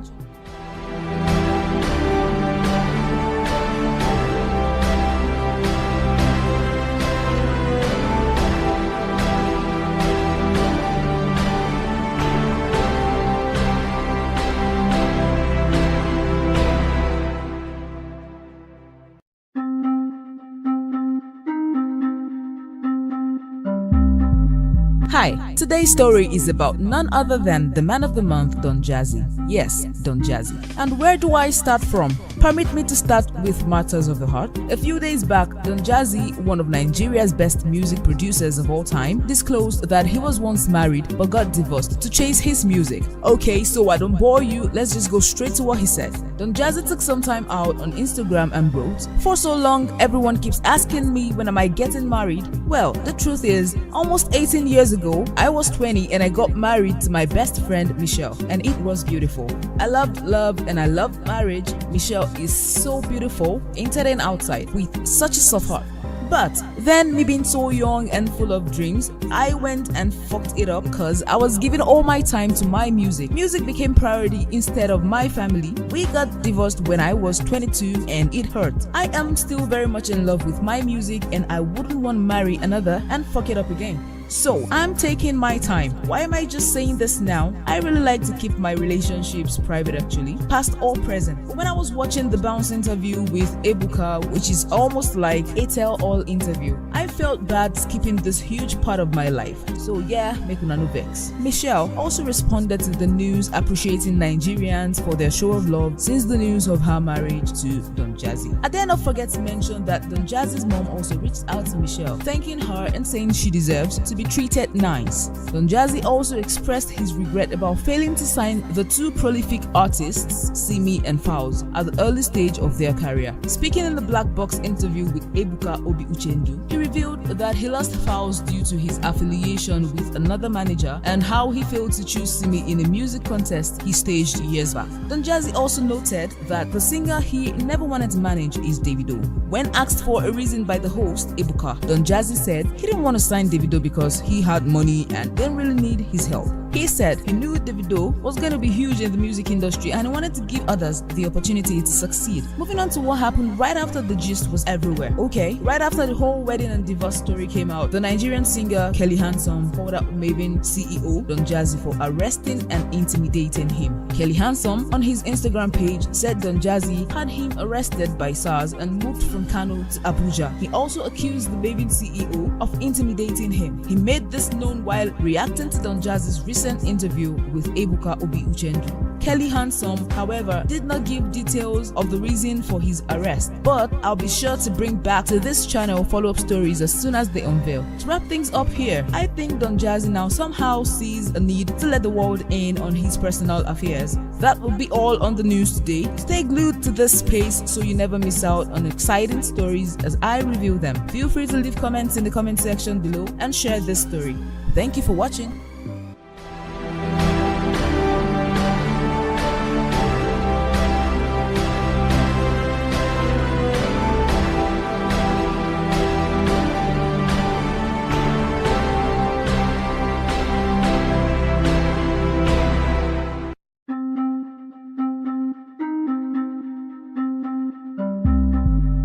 Hi there, this is AfriBURN TV and you're welcome. So, for a fact, the city of Lagos has been made to trend for quite some time now on social media by angry Nigerians, mostly on Twitter, for being a city with overpriced meals in restaurants and hotels, way too expensive clothing items, all the tricks and false packaging, where people spend imprudently to prove affluence and sell us fixed prices that are way more than the original cost of items. And it all started with a thread from Crimchick on Twitter. Some Twitter users shared opinions about the whole Lagos situation. A user stated that anybody defending Lagos standard of living probably stays in an estate where they give daily passwords, has a driver, 2 passports, and works in either tech or some serious financial service firm. Another user took a picture of what looks like a plate of food with a receipt beside it and said, almost 5k worth of food, I'll soon leave Lagos for all of you. I'm thinking he's saying the food is way too small to be sold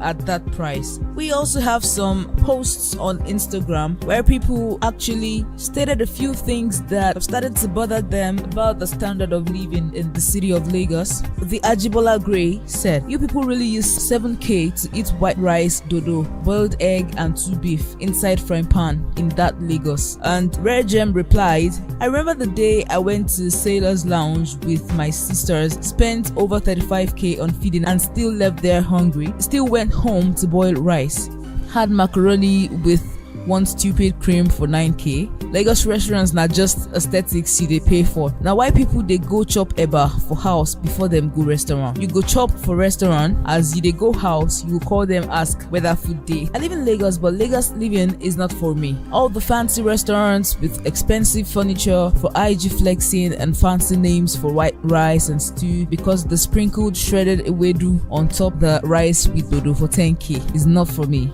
We also have Tife Fabumi saying for this Lagos, person go buy pepper soup for 12k, one plate though. How much in the sell goat meat? And there was a response to that. Let's even leave Lagos restaurant first. In Lagos hotels, once they cover the food with nylon, the prices are 8k and above. Another person says, no be today, Sha.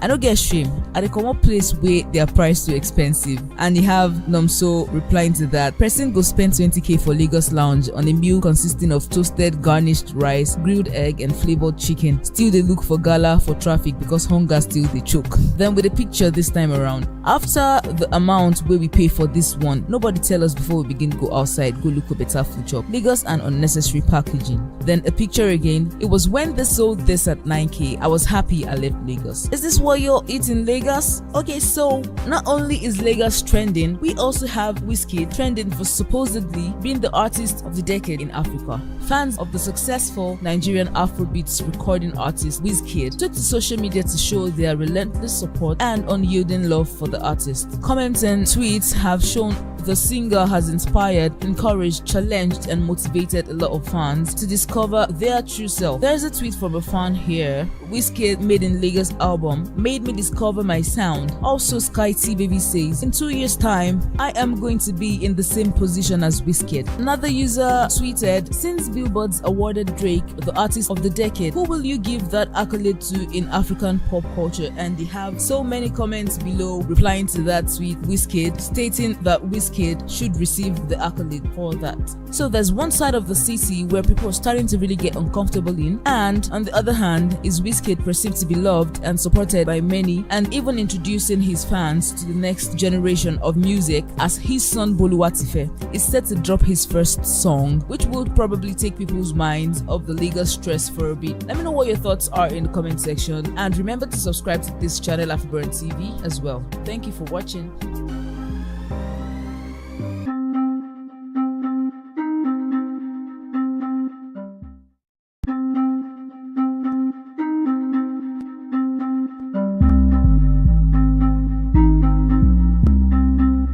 Hey there, glad you're back, and it's still AfriBURN TV, the channel with lots of amazing and entertaining stories just for you. Right now, I'm going to talk about the reality TV star Boma, who has come under fire since his eviction from the reality TV show Big Brother Naija. Just in case you missed the gist, the Nigerian on-air personality Daddy Freeze has advised Big Brother Naija's Boma to work on himself after his exit from the reality TV show. The OAP made this known while reacting to the reality TV star's apology post after his exit from the show. Boma wrote, "You have to make mistakes to find out who you aren't. You take the action and the insight follows. You don't think your way into becoming yourself. I take full responsibilities for my actions and I'm sorry. It can only get better from here." Responding to the tweet, Daddy Freeze said, "What I can't get over is the gossiping, snitching, the kissing and telling. Work on yourself, bro." This was hours after Boma took to Twitter to apologize to Nigerians for his actions in the house. It would be recalled that Boma and Angel got into an almost free-for-all fight in the house before his eviction. This happened really quickly, with the housemates over an argument of who spilled details of their executive lounge session from weeks back. Angel had hinted that Boma could have been behind it. Now we call this a wrap for today. Make sure you subscribe or stay subscribed to the channel AfriBURN TV for more stories as we tell them. Thank you for watching.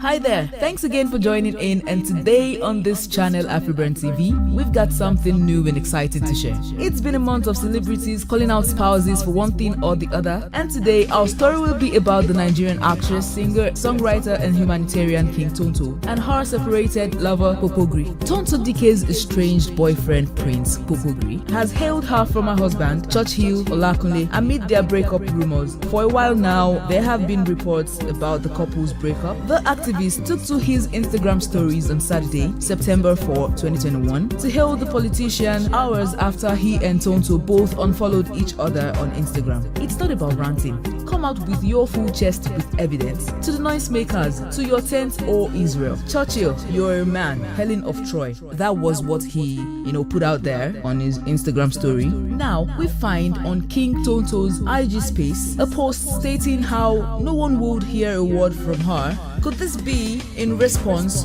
to the recent events with the media, Popogri and Tonto herself? Be sure to subscribe to this channel so you don't miss out on follow-up stories as they unveil. Thank you for watching.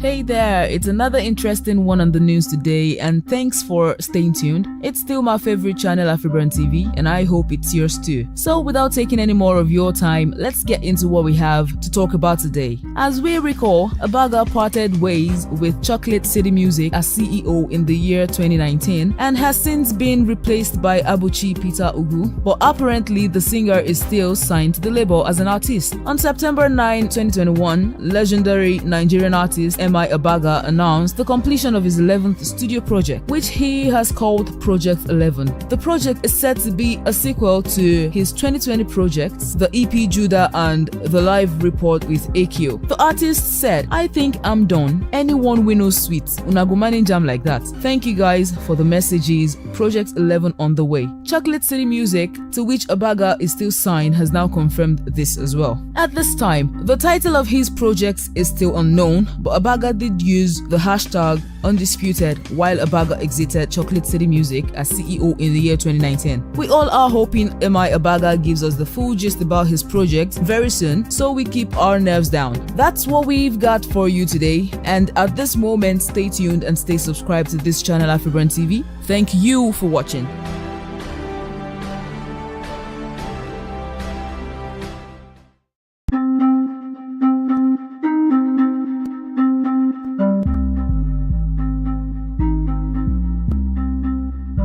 Hey guys, welcome back to another one on AfriBURN TV, and you'd agree with me that recently the Nigerian movie industry has had a lot going on within. The good, the bad, and even the ugly. And the most recent of events has the Nollywood actress Mercy Aigbe in the middle of it. The actress's estranged husband, Lanre Gentry, has gotten married to a second wife. The Lagos socialite tied the knot traditionally with his new partner, Oluwabusola, over the weekend at a very colorful event. The ceremony was attended by close friends and relatives of the businessman and his new wife. He later took to Instagram to say really nice things about her. He said, "In every journey of a man's life, having a good wife by his side is a great blessing from God. Thank you for standing with me again, for standing, supporting, tolerating, loving, and above all, being my prayer warrior and partner." He also wrote, "My small but mighty in power wife, my close, calm, and collected wife, my great planner and organizer, my ever jovial and light to my path wife. You make loving, marriage, and life worthwhile for me to live in." It sure looks like Gentry has officially ended his previous marriage with Aigbe. If you recall, in June, the movie star appealed to her estranged husband to sign their divorce papers. She said,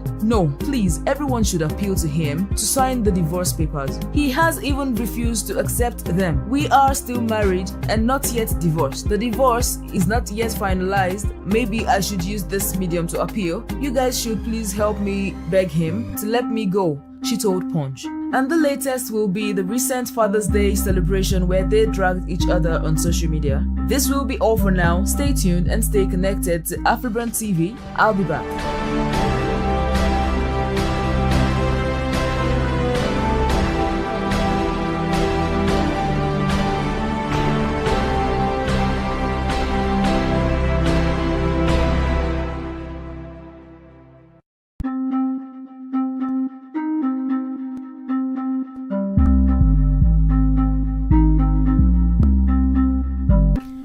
Hello and welcome to another topic on the channel AfriBURN TV. I'm sure you're glad to be back.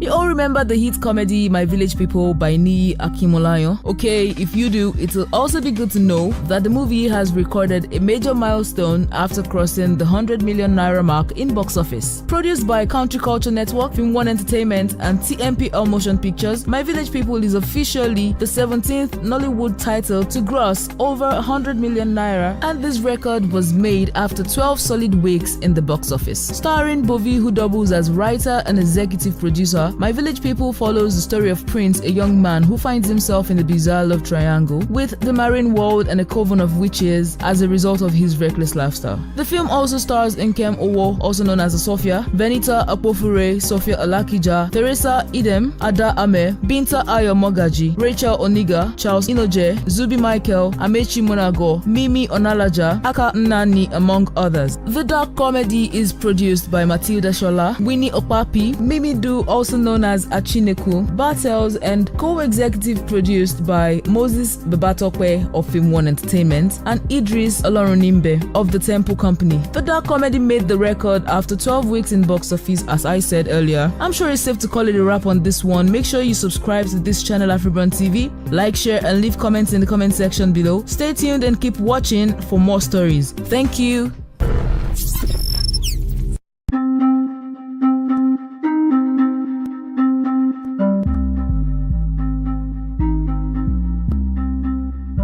Hi there. It's a beautiful start of the year for us here at AfriBURN Studios, and I hope you feel the same as well. On the news today, we're going to talk about the video that went viral last year showing Nollywood star Jimmy attacking his colleague Uche Maduagu, who had trolled him on social media saying Ike's source of wealth was suspicious, and also threatened to use the Abuja connections to send the Economic and Financial Crimes Commission EFCC after Jim Ike. And how it turns out with the release of the other half of the video where the altercation was recorded, the whole recording was planned.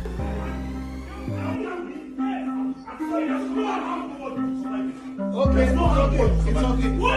I do. All right, end it. It's fine. All right. End it. All right. Guys. That was good. As you guys can see, we all have fun doing this. It's a scheme. We designed it basically so that you guys will know that nothing that goes on social media is real. The Nollywood actor Jim Ike also revealed in a recent interview with Chud that his bout with controversial actor Uche Maduagu in 2021 was a publicity stunt to promote his movie, and that he paid the fellow actor Uche to beat him in that video that went viral last year. Do I look like the kind of person and just at the event, just before the introduction of one of the most important works in my entire career, go and jeopardize it by myself? No, I'm too strategic. Orchestrated. I thought so. I wanted to tell them to paint the picture of what's like in the social media ecosystem. I can orchestrate anything and you would perceive it. It's about perception. He said he and his team came up with a plan and Uche was contracted and paid well for it. The actor said he is too strategic to jeopardize the success of his film by actually getting into a real fight with Uche. We buried over 20 million naira in the production of that film and people were still viewing it with a certain degree of cynicism. Immediately there was a scandal, it caught fire, the actor revealed. I know some would now understand. Things happen for other things to happen. Make sure you have yourself a wonderful start of the year. Remember to subscribe to this channel AfriBURN TV, like, share, and be free to leave a comment in the comment section below. Thank you for watching.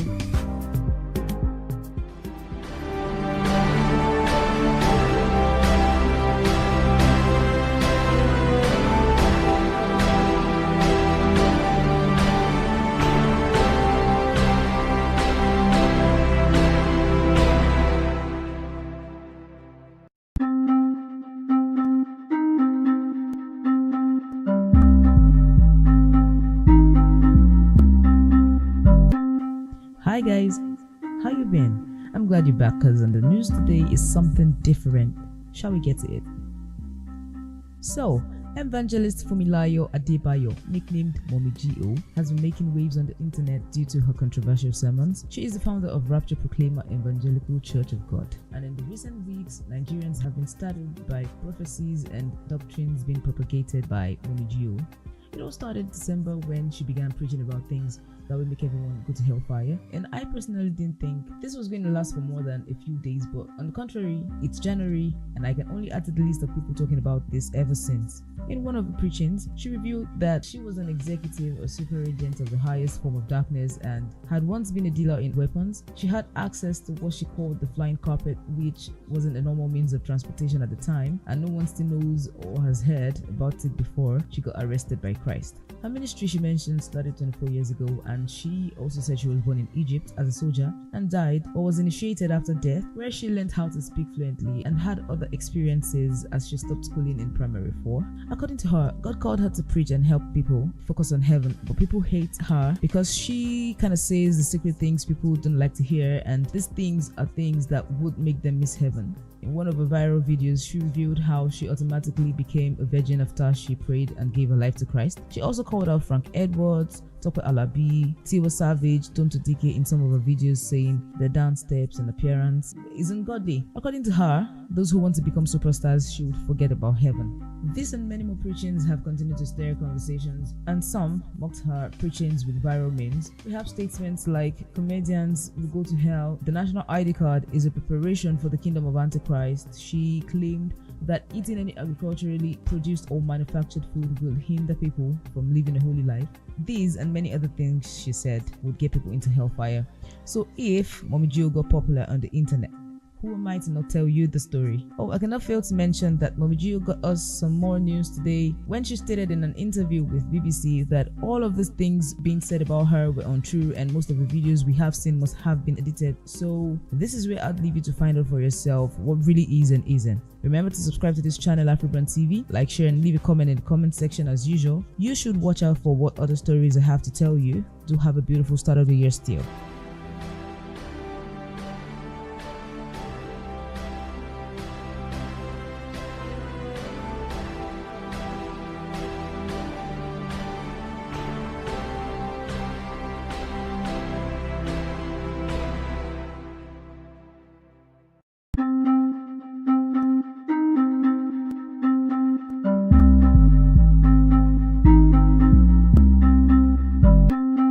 Hello there, thank you for joining in once again, and it's still your favorite channel, AfriBURN TV. And we all remember that on the 5th of June 2021, the Nigerian government officially put an indefinite ban on Twitter, restricting it from operating in Nigeria after the social media platform deleted tweets made by the Nigerian President Muhammadu Buhari. The current Nigerian government has long held concerns over the use of Twitter in the country. NSAS protest began on Twitter and got amplified 2020 when it had 48 million tweets in 10 days. The current government has floated the idea of social media regulation on different occasions prior to banning Twitter. Attempts to pass an anti-social bill in the past have failed, majorly due to massive outcry on Twitter. Days before the ban, the country's Minister of Information called Twitter's activities in Nigeria suspicious, citing its influence on the NSAS protests. The ban was condemned by Amnesty International as well as the British and Canadian missions and the Swedish Embassy in Nigeria. Two domestic organizations, the Social Economic Rights and Accountability Project (SERAP) and the Nigerian Bar Association, have indicated intent to challenge the ban in court. Twitter itself called the ban deeply concerning. Kashifu Inuwa Abdullahi, Director General of the National Information Technology Development Agency, said in his statement that Buhari had given approval to lift the suspension. He said Twitter has agreed to act with respectful acknowledgement of Nigerian laws and the national culture and history on which such legislation has been built. Therefore, the federal government lifts the suspension of the Twitter operations in Nigeria from midnight, 13th January 2022. Now let's just have a few comments Nigerians have made about lifting the ban on Twitter. So some people already started making comments on Twitter where they started welcoming other Nigerians who have traveled to different countries last year and now are back.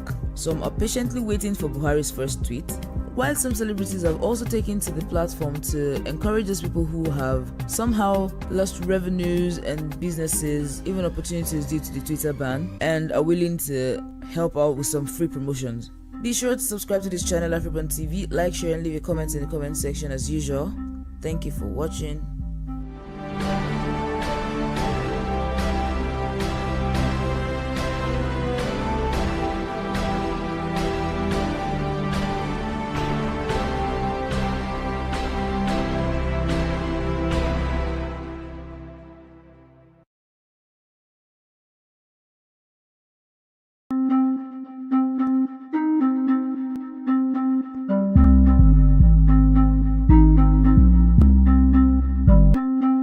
It's an absolutely beautiful day here at AfriBURN Studios. So, we'd like to let you know that on one end, there's Oladapo Daniel Oyebanjo, better known by his stage name D'banj, a Nigerian singer, rapper, businessman, and the founder of Mohits Records with producer Don Jazzy, born on the 9th of June. And on the other end is Simisola Bolatitu Kosoko, better known by her stage name Simi, a Nigerian singer, songwriter, and actress. She started her career as a gospel singer, releasing her debut studio album in 2008. Okay, sorry, I had to take you guys on a short trip down memory lane when all I really wanted to say is these two have now been announced as judges for the 7th season of the talent show Nigerian Idol. The duo was revealed as new judges on Tuesday, January 18th, 2022 at the media launch to announce the kickoff of the 7th season of the show. D'banj and Simi will replace season 6 judges and are set to join Obi Asika on the panel. Speaking on the new roles, D'banj and Simi promised to bring their A-game to match Asika's proficiency and words of improvements to the contestants from the auditions to the finale. So before I wrap this up, just a little bit about Nigerian Idol itself. Nigerian Idol is a local version of the Idol series franchise. It is the second Idol franchise for the country, as it was already part of the Idols West Africa, which was also shot and produced in Stockholm, Sweden. And so far, there's been 6 seasons, and announcing the new season, the executive head, content and West Africa channels at MultiChoice Nigeria, Busola Tejumola said, MultiChoice remains committed to promoting and giving young music talents in Nigeria a platform to shine and actualize their dreams. Season 7 promises to be even bigger and more entertaining. So if you believe you have what it takes to be the next Nigerian Idol, be part of the audition starting November 14th. I look forward to seeing you at the top. To have a lovely wait. Remember to subscribe to this channel, AfriBURN TV, like, share, and leave your comments in the comment section. Thank you.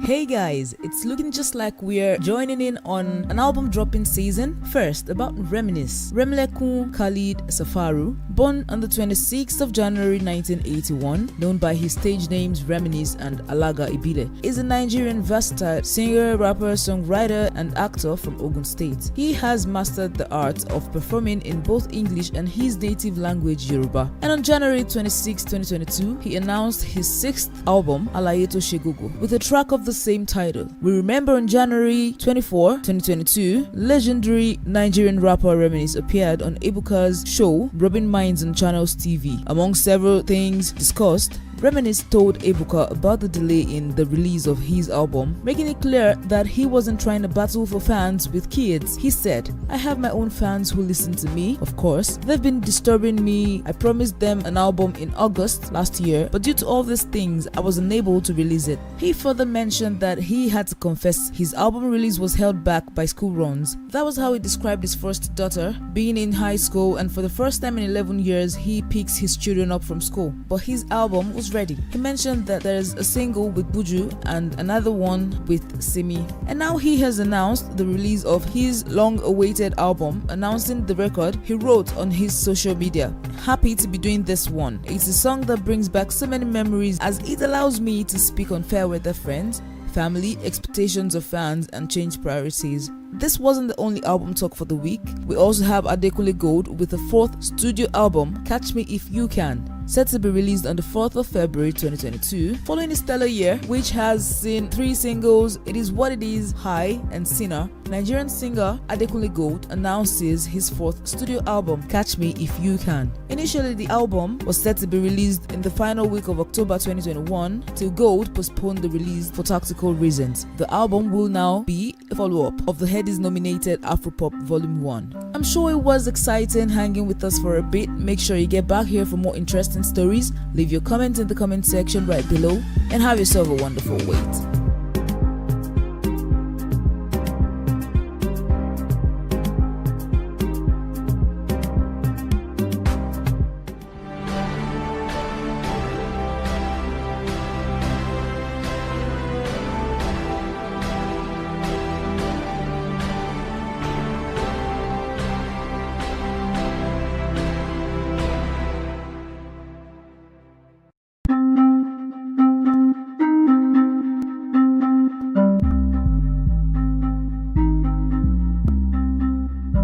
Hey there, you're welcome again to this channel, and just like we do it, we have some news for you today. On the 21st of February 2022, the Nigerian artist and the Universal music group act, Techno, announced his single Mufasa. It will also be his first song since his debut album, Old Romance. The new single derives its title from the classic Lion King. Simba's father was named Mufasa. And amazingly, just when we thought that was it for the week, excitement rocked on social media after two of the Nigerian's finest vocalists, Asha and Wizkid, announced that they will be working together on a project. Wizkid made the announcement via his Twitter page as he hinted about the collaboration and that it promises to be another hit song. Now Nigerians can't help but wait for it. The two music superstars, Wizkid and Asha, will be working together on a project to the excitement of their fans. The song IDG is off Asha's new V album, which is due for release on the 25th of February 2022, and the France-based singer announced on her Instagram story as well.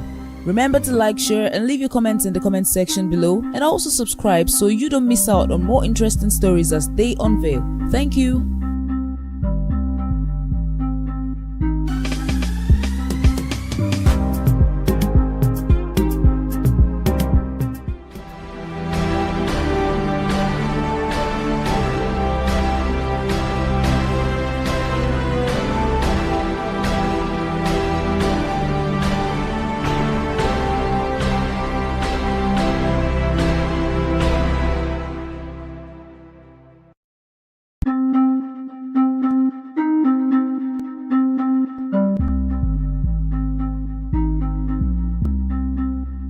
Hey there, I'm happy you're joining me on this one because it's another exciting one. We're going to be talking about Rema and how he's confirmed collaboration with Olamide ahead of Brave and Roses. Divine Ikubo, born on the 1st of May 2000, known professionally as Rema, is a Nigerian singer and rapper. He rose to prominence with the release of his song Iron Man, which appeared to be on Barack Obama's 2019 summer playlist. In 2019, he signed a record deal with Jonesin World, a subsidiary of Maven Records. Okay, all that being said, Rema has now confirmed a collaboration with Olamide, just days after confirming multiple collaborations with Fireboy. The Nigerian singer previously stated that a deluxe edition of his debut album is on the way. He revealed that while he was answering a few questions on his Instagram story, and he also confirmed his plans to include trap songs on the deluxe edition of Brave and Roses. Rema, who previously stated that he only collaborates with his friends, hinted a possible collaboration with Olamide in a recent tweet. He wrote, "I was in the studio with Bado last night and all I can say is..."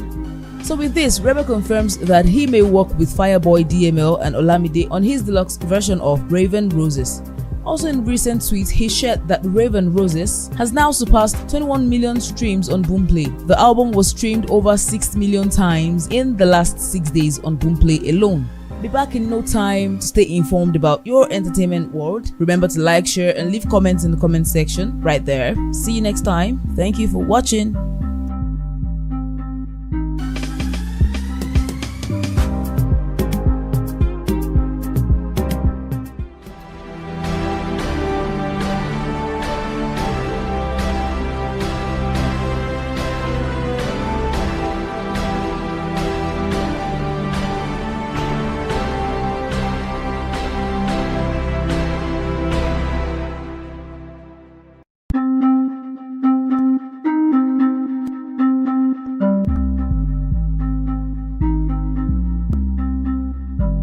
Hey, so good to have you back.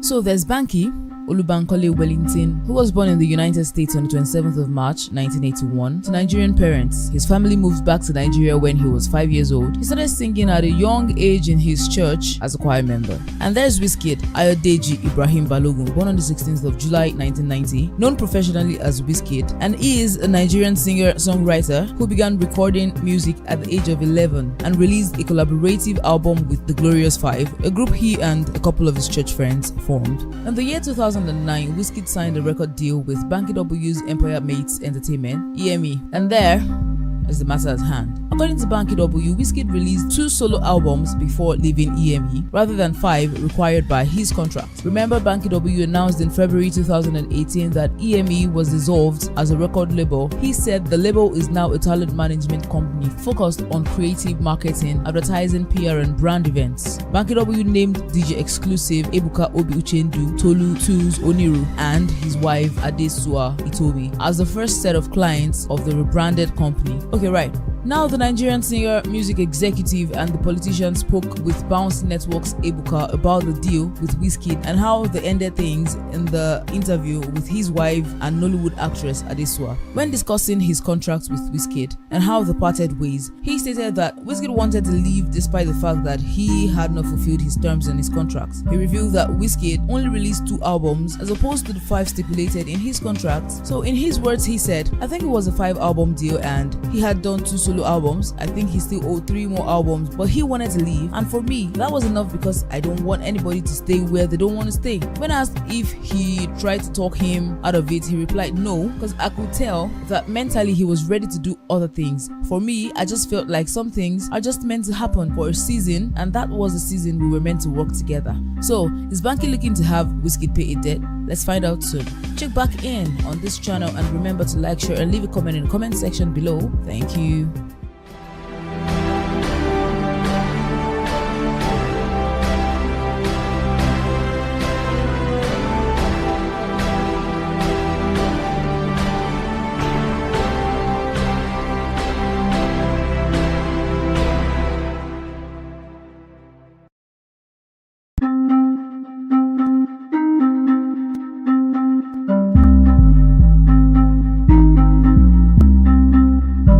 Quite excited to bring this topic to you. I hope you're doing great wherever you're watching this from. So let's just get right into it. Damini Ebunluwa Ogulu, born on the 2nd of July 1991, known professionally as Burna Boy, is a Nigerian singer who rose to stardom in the year 2012 after releasing Like to Party, the lead single from his debut studio album Life. In the year 2007, Burna Boy signed with Bad Habits Atlantic Records in the United States and Warner Music Group internationally. His 3rd studio album, Outside, marks his major label debut. In 2019, he won the Best International Act at the 2019 BET Awards and was announced as an Apple Music Up Next artist.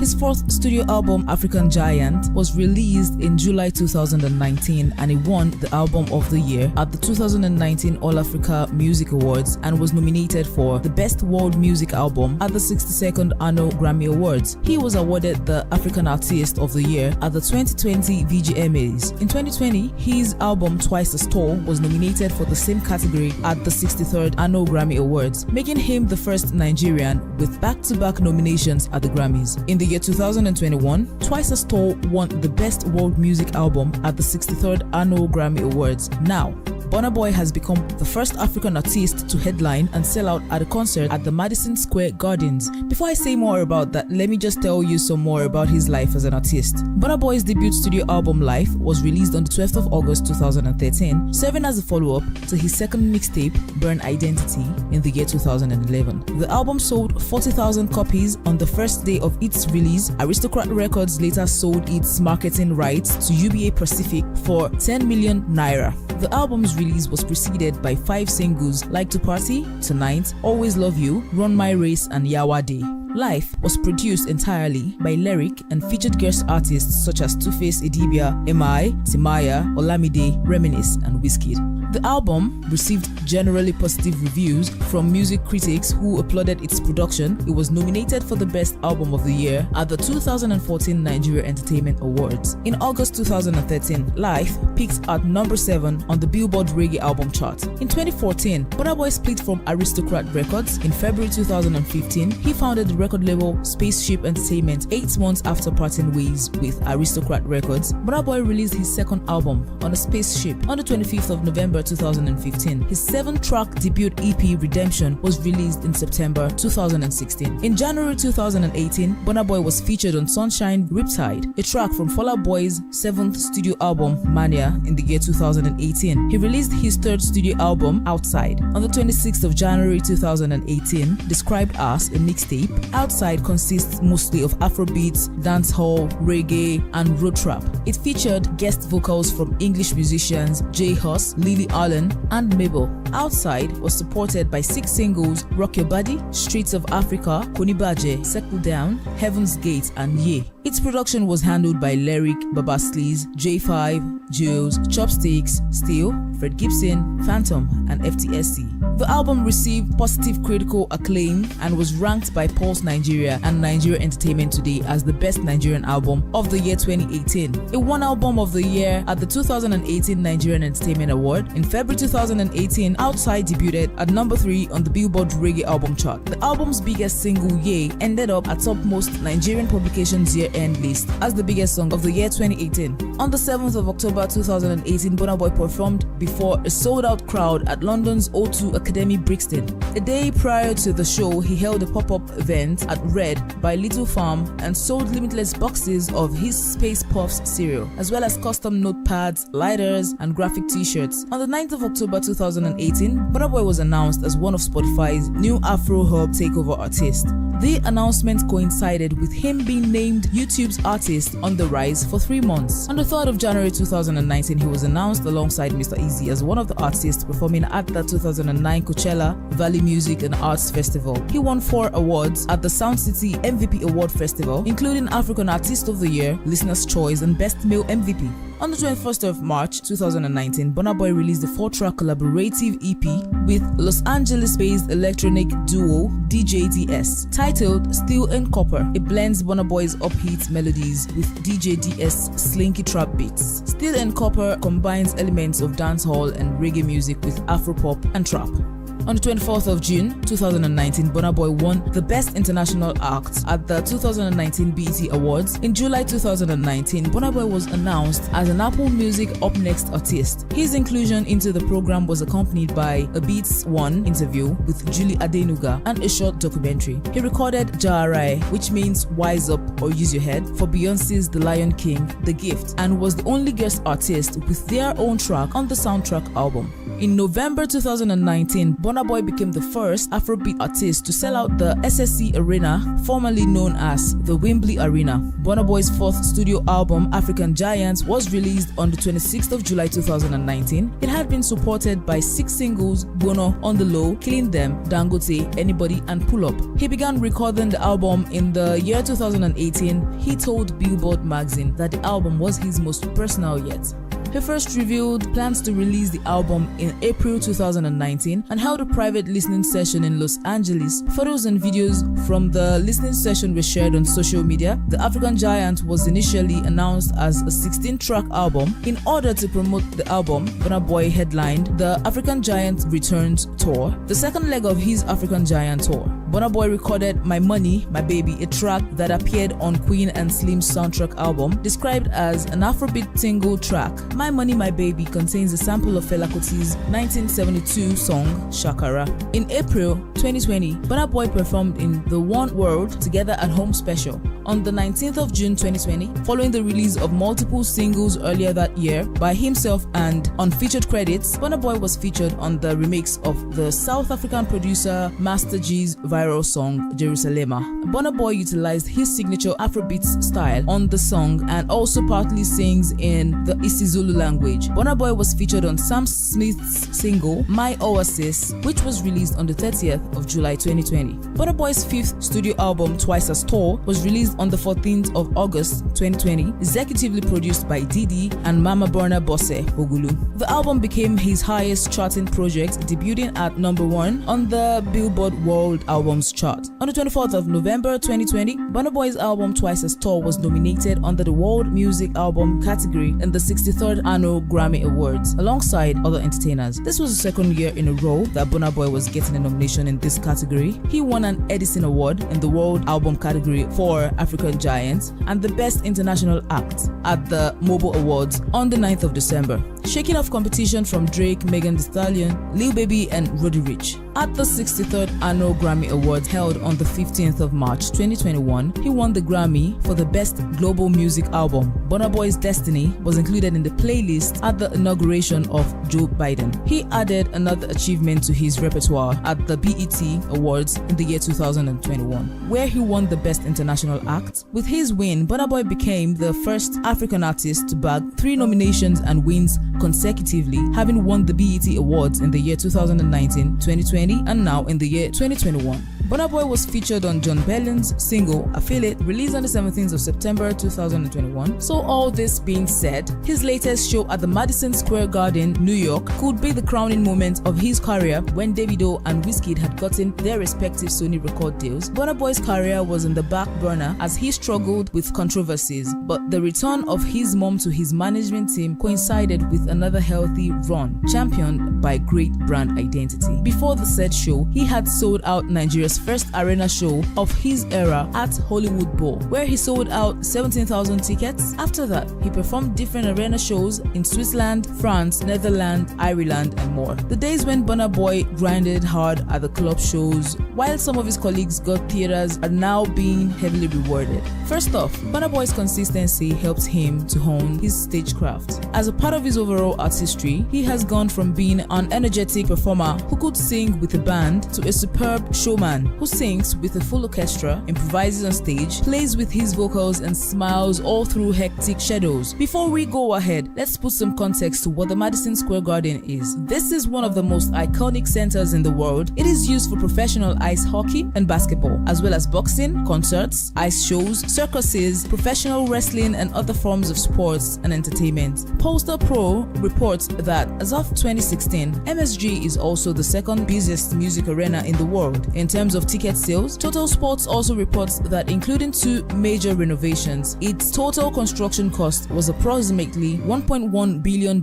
and it has been ranked as one of the 10 most expensive stadium venues ever built. For context, WrestleMania editions are held at MSG. When the Afrobeats artist, who belongs to a secondary genre in America, sells out the arena, you know what it means. Throughout the 3-hour show, Burna Boy more than satisfied his audience with not just an impressive set list of hit records, he also improvised with some of those high-energy records while wearing a beaming smile. This was his moment, and he wasn't going to be denied. A lot of Nigerians have called the show the greatest or most iconic in Afrobeat's recent history. Burna Boy took to a major stage and delivered a fascinating performance with 0 flaws. It shows that Burna Boy's consistency at great performances has finally paid off with his biggest moment yet. Nobody gets here by accident. This is as a result of consistency. This show will become a marker in time. Already, there is a ripple effect on Burna Boy's peers who now employ a band and actually make an effort to deliver great performances. They deserve some plaudits for finally listening to their fans' pleas to live up to their billing as global superstars with their performances. But they still need to think of performances as a core part of their schedule.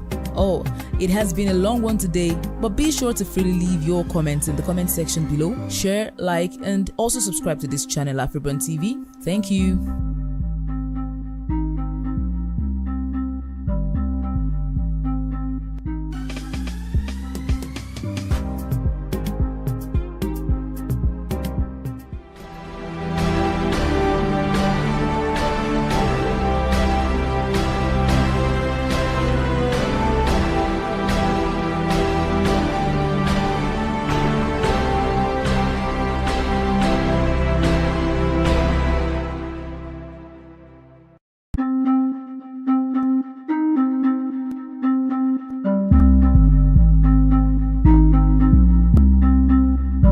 Hey people, it's a beautiful day in here today and I hope it feels the same out there. I'm back today with an interesting update from the AMVCAs. The African Magic Viewers' Choice Awards, AMVCA, is annually presented by MultiChoice, recognizing outstanding achievements in television and film. The inaugural African Magic Viewers' Choice Awards ceremony was held in Lagos State in Nigeria on the 9th of March 2013 and was broadcast live in more than 50 countries. Entries into the award ceremony are films and TV series that have been aired in the previous year. And today I'm going to be sharing a list of winners from the 2022 edition. So for the Best Actor in Drama, Movie and TV Series, we have Stan Nze for Rattlesnake. Best Actress in Drama Movie TV Series, Osaz Ighodaro for Rattlesnake, The Ahana Story. The Best African Magic Original Drama Series, Rishantes, Dimbo, Atia. Best Actress in Comedy, Funke Akindele for Omogeto, The Saga. The Best Actor in Comedy, Brother Shaggy, that's Samuel Perry for Dwindle. The Best Director for Movie, Ramsey Noah for Rattlesnake, The Ahana Story. Best Overall Movie, Amina by Izu Ojuku and Oke Ogunjiofor. The Best African Magic Original Comedy Series, we have The Johnsons by Rogers Ofime. The Best Supporting Actor for Movies and TV Series, we have Odunlade Adekola Jankariwo. Best Supporting Actress, Movie and TV Series, we have Omowumi Dada for Country Hard. Best Soundtrack Movie TV Series, we have Gold Coast Lounge, Pascal aka Raquel from Ghana. For the Best Movie West Africa, we have Collision Course, Bolanle Austin Peters, Joseph Omoibom and James Amuta. Best Movie East Africa, The Girl in the Yellow Jumper, Morocco Omari. Best Movie South Africa, Hirareb Dantagos Jimmy Melani. Best Short Film or Online Video, I Am the Prostitute Mama Described by Taiwo Ogunimo. For the Best TV Series, Drama and Comedy, The Mystic River by Rogers Ofime. The Best Online Social Content Creator, Oga Sabinos. Best Picture Editor, Tunde Akplowo for Maria Ebunkpataki. The Best Writer for Movie and TV Series, you have Mani Aisomaye, Donald Tombaya and Biodun Stephen for Introducing the Kujus. The Best Dressed Male, you have Denola Gray. The Best Dressed Female, you have Osaz Ighodaro. Industry Merit Award, Taiwo Ajayi Lycett. Best Multi-Choice Talent Factory, Daisy Masembe for Engiato. Trailblazer Award, Teniola Aladese. And that's it for the 2022 edition. I hope you found this as amazing as I did. Remember to like, share and leave a comment right there in the comment section and click the subscribe button to be the first to see our stories when we tell them. Remember, it's still AfriBURN TV and thank you for watching.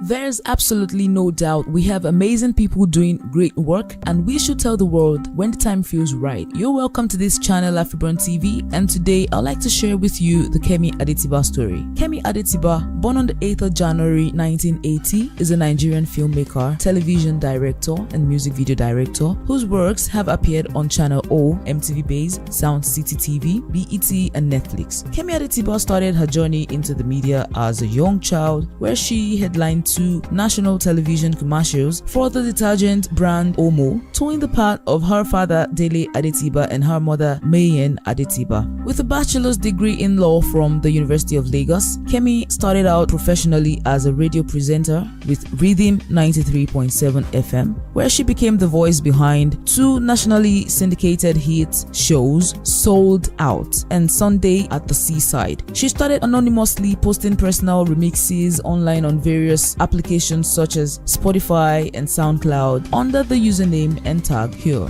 Kemi Adetiba began to make a transition from being a voice on the radio to being a face on the television by producing and presenting several shows on Mnet, which includes Studio 53. Kemi was also a presenter on Sound City TV and hosted Maltina Dance Hall for 3 consecutive seasons. After years of success being in front of the camera, Kemi Adetiba enrolled into the New York Film Academy to learn the ropes about being behind the cameras, and today her bodies of work as a director are spread across the African continent and beyond its borders. Kemi Adetiba's short film Across the Bloodied Ocean was screened at the 2009 Pan-African Film Festival and National Black Arts Festival. On the 8th of September 2016, Kemi Adetiba's first feature film, The Wedding Party, a Nigerian rom-com film, premiered opening night at the Toronto International Film Festival, TIFF, as the opening film of the City to City Spotlight. In 2017,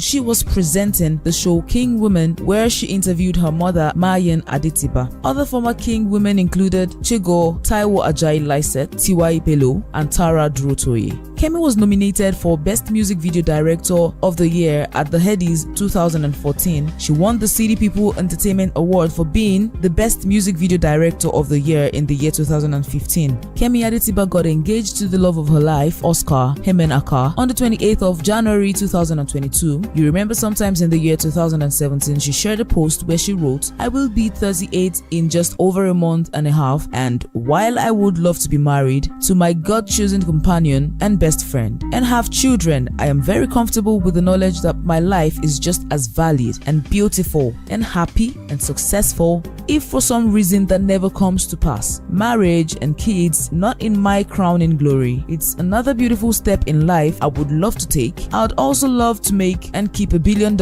in my lifetime, but I won't be any less of a woman or Kemi Adetiba if that didn't come to pass either." I'm not comparing the two, I'm just highlighting it doesn't diminish a woman's worth if it never happens. I guess dreams and desires do come true, as her marriage is now a done deal. This happened while she was on vacation in Ghana. Family and a few friends and colleagues of hers were in attendance. On April 23rd, 2022, Kemi Adetiba officially married Oscar Hemen-Aka, whom she has been engaged to earlier. She officially tied the knot in a star-studded wedding. I hope this was a beautiful story. Remember to like, share, and leave your comments in the comment section below. Also remember to subscribe to this channel, AfriBURN TV, so you can be one of the first people to get notified when we tell new stories. Thank you for watching.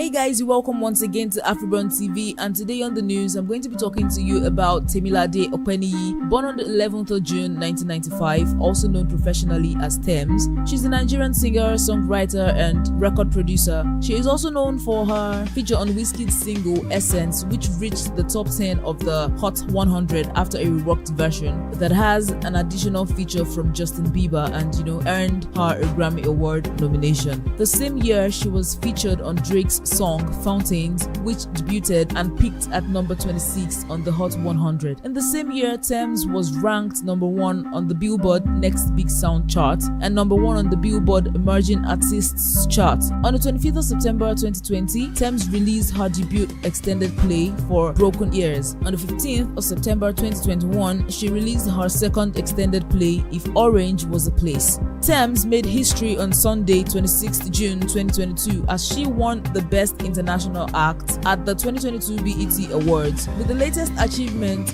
the former banker has become the first Nigerian female Afrobeat singer to win the Best International category. At the 2022 BET Award ceremony, the talented singer beat Fireboy, Dave from UK, Dinos from France, Fally Ipupa from Congo, Little Sims from the UK, Lord Miller from Brazil, Major League DJs from South Africa, and Taze from France. It's indeed a huge win for music lovers, and many Nigerians have taken to social media to shower accolades on Tems. This is what I have for you today on AfriBURN TV. I hope you enjoyed it. Be back here for more stories as they unveil. Remember to like, share, and leave a comment in the comment section. Thank you.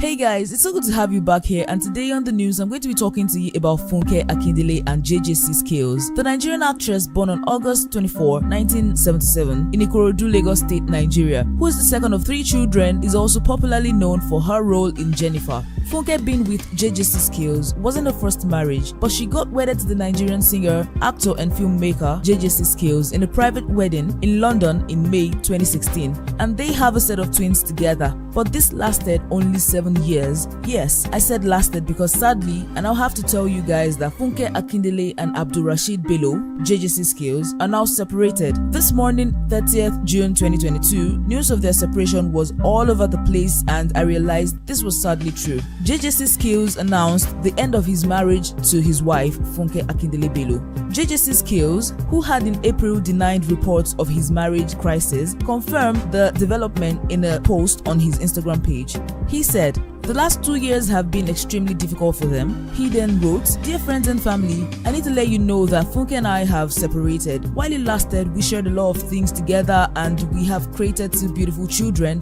The last 2 years have been extremely difficult for us. I know I have tried my best to fix things, but I believe it is beyond repair now. 3 months ago, and at Funke's insistence, I moved out of the house, and apart from AMVCA, have not been able to get Funke to sit down in an amicable manner to discuss the future of our relationship. I'm making this announcement so the public is clear that we both are pursuing separate lives. We still have issues that need to be addressed, such as the custody and well-being of our children, as well as business interests, which need to be disentangled. But I have no doubts that this will be resolved one way or the other." There were several comments all over the place, and some were stating how disappointed they are and how scared they are now of being married. Well, if you find love, you just go with it, but be sure to visit this channel again for more updates. Remember to like, share and leave comments in the comment section. Thank you for watching.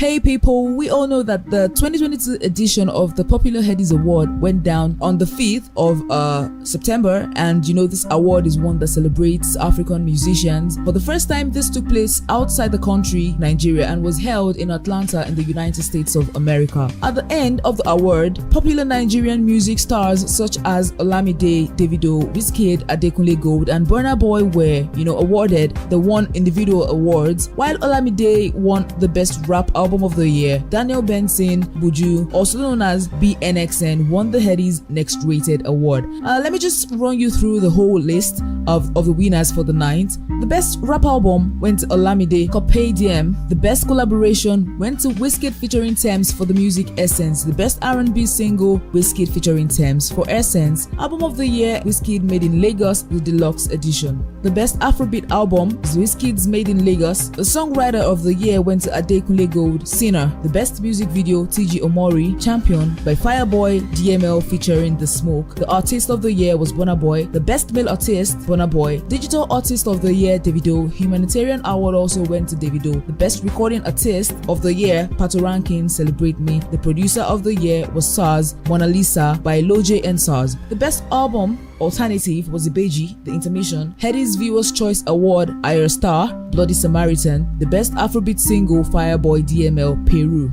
The Best Reggae and Dancehall Album was Pato Rankin's 3. Best Vocal Performance Female was Wajay, Last Time. Best Vocal Performance Male was Oxlade Ojuju. Lyricist of the Role, AQ, The Last Cypher. The Best Street Hop Artist, Goya Meno and Neptunes, Ameno Amepiano, The Remix. The Best Rap Single, Ladipo, featuring BNXN, Feeling. Best Artist Single, Flavor, Doings. The Rookie of the Year, Fave. The Best Inspirational Single was KC and Okwesili Eze Group, Cultural Praise. Special recognition went to D'banj as a talent. The Hall of Fame went to Angelique Kidjo. International Artist Special recognition went to Akon and Wyclef. The Best Central African Artist of the Year was Inuspi. The Best East African Artist of the Year, Diamond Platinums. The Best North Africa's Artist of the Year, Latifa, Tunisia. The Best South African Artist of the Year was Focalistic from South Africa. The Best African Artist of the Year was Gyeki. And special recognition also went to Efe Omorugbe and Sunday Are and also Bose Obulu. And that's it from the just concluded 2022 Headies Award. Hope to have you right back here for other updates as they unveil. Thank you for watching.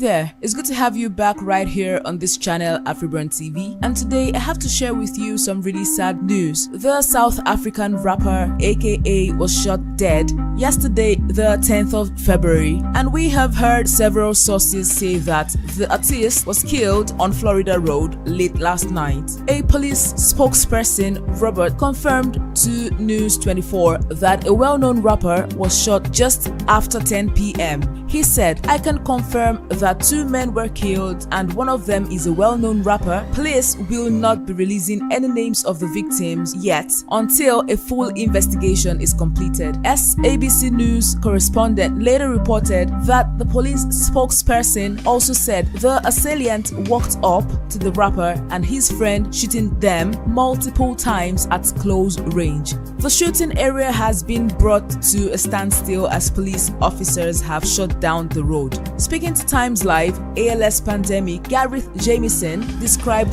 the aftermath of the shooting. On arrival, paramedics met total chaos and a scene where 2 men believed to be in their late 30s sustained multiple gunshot wounds. Paramedics assisted the men and unfortunately, the first male had sustained multiple gunshot wounds and showed no signs of life and was declared deceased at the scene, he shared. The second person, who was later declared dead, has been identified as the rapper's bodyguard. AKA was reportedly scheduled to perform on the same night of his untimely death. Earlier in the evening, there were pictures of the rapper hanging out with his friends. AKA was 35 years old at the time of his death, and I hear it was his birthday hangout. So sad. Now the police is currently investigating this incident as a double murder. This is still a developing story. In the official statement, Tony and Lynn Forbes expressed their extreme sadness at the loss of their son. "It is with extreme sadness that we acknowledge the passing of our beloved son and confirm his untimely and tragic passing on the evening of February 10, 2023. We are awaiting further details from the Durban police. To us, Kenan Jared Forbes was a son, brother, grandson, nephew, cousin, and friend. Most importantly, father to his beloved daughter, Cairo. To many, he was AKA Super Mega, Bova, and the many other names of affection his legion of fans called him by. Our son was loved, and he gave love in return. In this time of grief, we appeal for your compassion, space, and time to congregate as family to decide on the upcoming days. We thank you for the love and support we have received thus far, and ask that you continue to keep us in your prayers and uplifted in the Lord. Rest on, AKA." If you'd like me to bring you updates on the rest of the story as it develops, do comment in the comment section below, and remember to like, share, and subscribe to this channel, AfriBURN TV, for more stories as they unveil. Thank you for watching.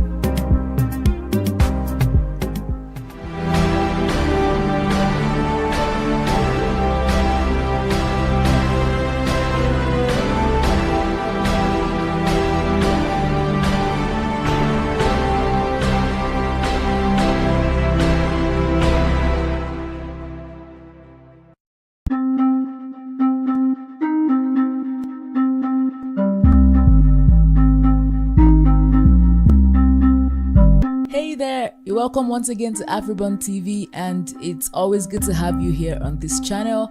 And today I'm going to be talking to you about something really interesting, so let's get right into it. Tiwa Tope Savage, also known professionally as Tiwa Savage, is a Nigerian singer, songwriter, and now we can say for sure a star actress. The singer and songwriter took on a lead role and embodied the Aisha character in the movie Water and Gari. A successful fashion designer in the US who returns to her homeland after 10 years following a family bereavement. She returned to see things have changed at home, violence has escalated, and tensions are high. As she reconnects with family, old friends, and her past love, she must learn to live with her scars and confront the guilt she left behind. On making her acting debut, Savage says, "This project was a complete labor of love that has been a dream of mine for a number of years now. Performing as Aisha allowed me to be totally vulnerable and pushed me to express myself in a way that I've never done before. it was an honor to share my debut as an actress in a leading role with Meji whilst filming on the African continent with a cast and crew that I have immense admiration and respect for. I'm excited for the world to see this film. In addition to starring in the film and serving as an executive producer, the singer wrote and performed the original soundtrack for the movie. Coincidentally or not, the film shares the same title with her 2021 EP, Water and Gary. The movie, which was filmed in the city of Cape Coast, Ghana, has wrapped principal photography. The cast includes Mike Afolari, Andrew Bunton, and Jemima Osunde. Water and Gary is a joint production between Unbound Studios and JM Films, with Comfort Emmanuel as the writer, Meji Alabi as the director, and Vanessa Amadi Ogbona as one of the executive producers. I sincerely hope you go see this movie, Water and Gary, and come right back here to share your thoughts in the comment section. Remember to subscribe to this channel, AfriBURN TV, so you'll be the first to see what's going on in the industry. Also like and share and watch this space for more updates as they unveil. Thank you for watching.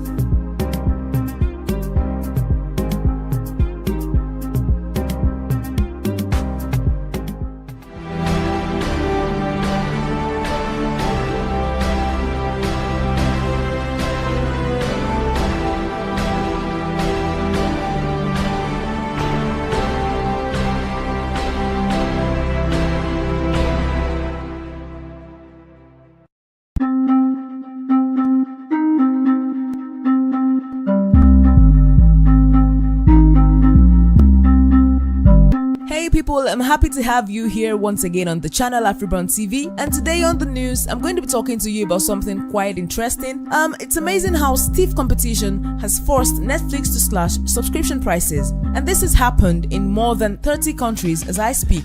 You recall, in the year 2021, Netflix cut down subscription rates in India by a minimum of 18% and up to 60.1% as the company witnessed a decline in sales. The recent decision by Netflix, however, affects a small fraction of its customer base in the affected countries. According to Wall Street's Journal, the price cuts took place in some countries in the Middle East, Sub-Saharan Africa, Latin America, and Asia, while TechCrunch reports that over 100 territories were affected by the price cut. Some of the countries affected include Yemen, Jordan, Libya, Iran, Kenya, Croatia, Slovenia, Bulgaria, Ecuador, Venezuela, Malaysia, Indonesia, Thailand, and the Philippines, amongst others. Netflix's stock witnessed its worst day in over 2 months, as it fell nearly 5% as the company witnessed intense competition from other streaming companies like Paramount Plus, Disney Plus, Apple TV Plus, HBO Max, Peacock, and Hulu. The company, in a recent move, put the lead on password sharing as it began to charge fees for an extra member for accounts where users outside one household use the same membership.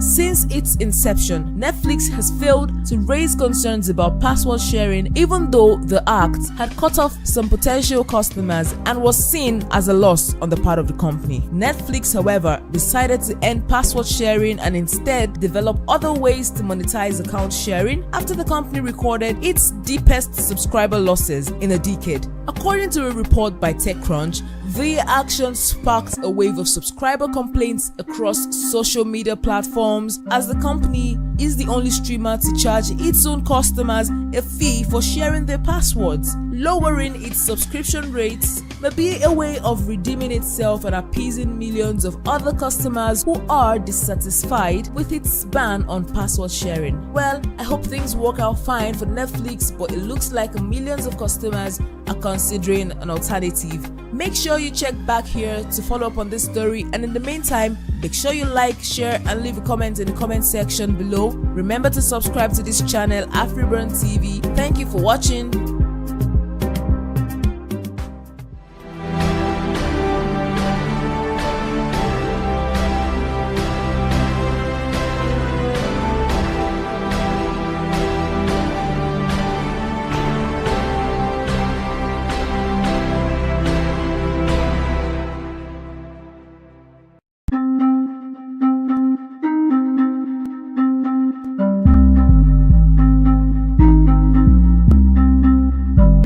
To you wherever you're watching this from. It's a beautiful day here, and I hope you can say the same. Welcome again to AfriBURN TV, where we share with you events as they unfold Here is the latest recap of the stories you might have missed in the last week, as we know quite a lot went down in the past week.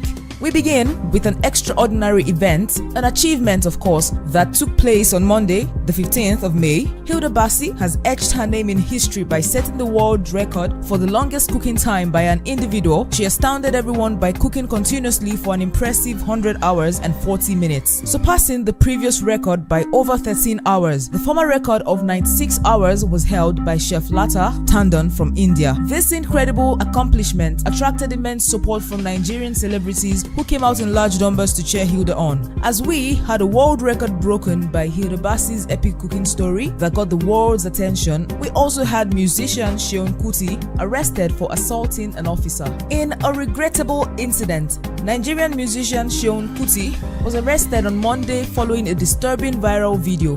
The footage captured Seun assaulting a police officer, showing him shouting and aggressively shoving the officer. The authorities have taken this matter seriously, and an investigation is currently underway to ascertain the circumstances surrounding the incident. That wasn't all. The federal government rejected the bill to ban doctors from migrating. In the medical sector, tension arose as resident doctors threatened to embark on a 5-day warning strike. Their concerns were rooted in perceived attempts to impose a 5-year waiting period on medical and dental graduates before granting them a practicing license, which would effectively ground their careers. However, the Minister of Labour and Employment, Senator Chris Ngige, reassured the doctors, stating that such a decision would contradict the land's established laws governing the progression of the medical profession. This sure didn't wrap up the week's event, but introduced us to Oluwatoyin Madeyin, newly appointed as the Accountant General of the Federation. We'll conclude with this important administrative appointment. President Buhari has granted approval for the appointment of Oluwatoyin Shakirat Madeyin as the substantive Accountant General of the Federation, previously serving as the Director of Finance and Accounts in the Office of the Head of the Civil Service of the Federation. Oluwatoyin Madeyin brings a wealth of experience and expertise to her new role. That's all for now. Stay tuned to AfriBURN TV for more news updates. Remember to like, share, and leave a comment in the comment section. Thank you for watching.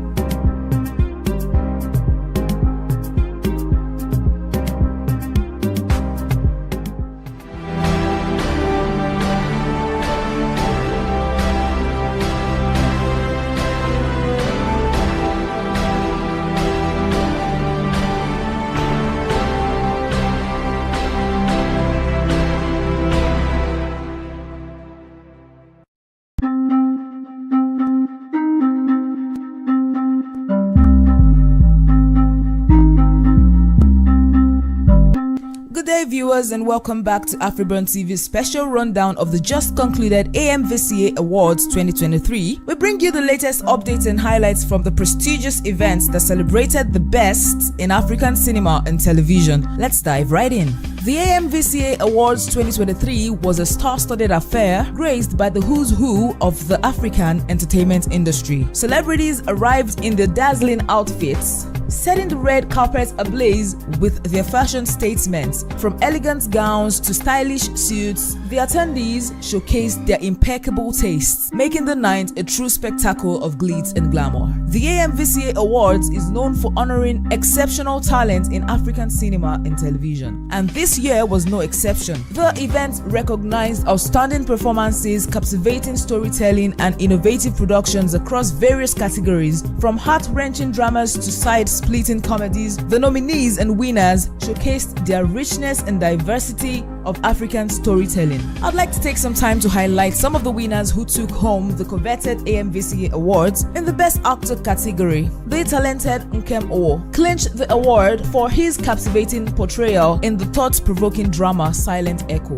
The equally impressive Ruth Kadiri won the Best Actress award for her remarkable performance in the emotional film Broken Wings. In the Best Film category, the groundbreaking movie Legacy of Dreams emerged victorious, captivating audiences with its powerful narrative and breathtaking cinematography. Meanwhile, the hilarious comedy Side Splitter secured the award for Best Comedy, leaving the audience in stitches with its brilliant humor. The AMVCA Awards also paid tribute to legendary figure in African African cinema, the esteemed filmmaker and director Kunle Afolayan received the prestigious Lifetime Achievement Award for his outstanding contributions to the industry. Afolayan's visionary work has inspired countless filmmakers and continues to shape the landscape of African drama. As the evening came to a close, winners and nominees celebrated their achievements, sharing joyous moments with their fans and colleagues. The AMVCA Awards 2023 not only celebrated excellence, but also served as a platform for reflection, reminding us of the immense talent and potential that exists within the African entertainment industry. That wraps up our story on the just concluded AMVCA Awards 2023. It was an unforgettable night filled with glamour, excitement, and well-deserved recognition. Stay tuned to AfriBURN TV for more exclusive news updates from the world of African cinema. Thank you for joining me. Remember to like, share, and leave a comment in the comment section below. See ya!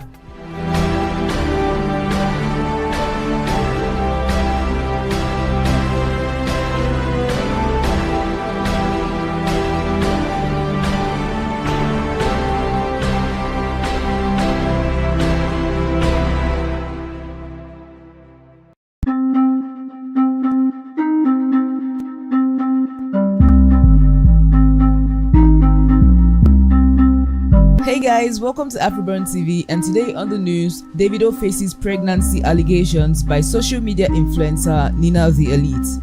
In a surprising turn of events, popular Nigerian musician Davido, whose real name is David Adeleke, has found himself at the center of a controversy involving allegations of a pregnancy claim made by the social media influencer Nina the Elite. The claims, which emerged on various online platforms, have ignited a storm of speculation and debate among fans and followers. Nina the Elite, a prominent figure in the Nigerian social media landscape, took to her Instagram account to make the shocking allegation. According to her posts, she claimed to be carrying David's child and insisted that he acknowledge his paternity and provide financial support for the unborn baby. The news quickly spread like wildfire, attracting the attention of fans and media outlets alike. Many expressed their surprise at the revelation, considering Davido's well-documented romantic relationship with his longtime girlfriend and fiancée, Chioma Rowland, said to be married now. Davido, known for his energetic stage performances and hit songs, is yet to respond officially to the allegations. However, sources close to the artist have indicated that he was taken aback by the news and is currently seeking legal advice to address the matter appropriately. Meanwhile, fans and followers have flooded social media platforms with mixed reactions, while some expressed disbelief and urged caution until the claims could be verified. Others were quick to speculate and engage in heated debates regarding Davido's alleged infidelity. This could be owing to the fact that Nina the Elite has quite a lot to share backing up her claim. We also see that she shared some conversations with Clark Adeleke, that's Davido's cousin. But yet, in the midst of this controversy, Chioma Rowland has remained silent on this matter. Fans eagerly await her response, wondering how this revelation will affect their relationship and their family's future. As this news continues to unfold, it is important to note that these allegations have not been confirmed or substantiated by any official sources. The veracity of Nina the Elite's claims remains uncertain, and it is imperative to exercise caution and wait for more information before drawing any conclusions. The pregnancy allegation has undoubtedly stirred a significant amount of curiosity and speculation among fans and the public. As the situation develops, all eyes will be on Davido as he navigates this unexpected controversy and works towards finding a resolution. It has been quite a story today. Remember to subscribe to this channel AfriBURN TV, like, share, and leave comments in the comment section below so you can be one of the first to watch as we share more stories. Thank you for watching.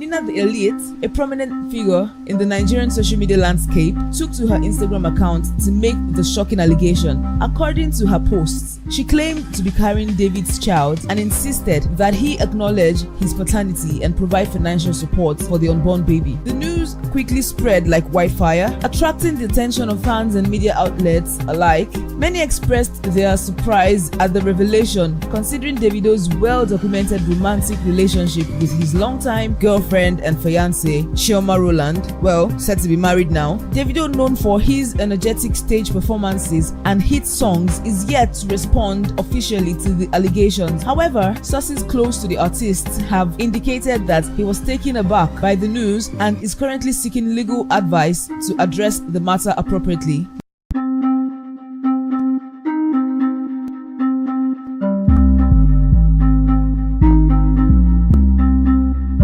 Welcome back to AfriBURN TV, your trusted source for all things entertainment. I've got some electrifying news from the world of Afrobeats. The young, talented Rema has done it again. His hit track, Calm Down, has just claimed the top spot as the most streamed Afrobeat song of all time on Spotify. This is huge, folks. Rema, the Nigerian sensation, has skyrocketed to the top of Spotify's most streamed Afrobeat songs of all time. Calm Down has been on everyone's playlist and is not showing any signs of slowing down. The track's infectious rhythm, catchy lyrics, and Rema's undeniable charisma have struck a chord with music lovers worldwide. But what makes this achievement even more remarkable is the fact that Rema is just getting started in his career. Rema burst onto the music scene not too long ago, and he's already making history. His unique sound has earned him a dedicated fan base, and Calm Down has become an anthem for many. This achievement is a testament to the global appeal of Afrobeats music and the incredible talent of Rema. It's not just a win for him, it's a win for the entire Afrobeats genre. We can't wait to see what Rema has in store for us next. With his undeniable talent and dedication, he's sure to continue to make waves in the music industry. It's no doubt a golden era for Afrobeats, and we are thrilled to witness the genre's global rise. We're certain that more records will be shattered and more dance floors will be filled with Afrobeats vibes. That wraps up today's thrilling musical news. If Calm Down by Rema is on your playlist, let us know in the comment section below, and don't forget to like, subscribe, and hit that notification bell so you never miss a beat from AfriBURN TV. Thanks for joining us. We'll catch up in the next video. Stay groovy.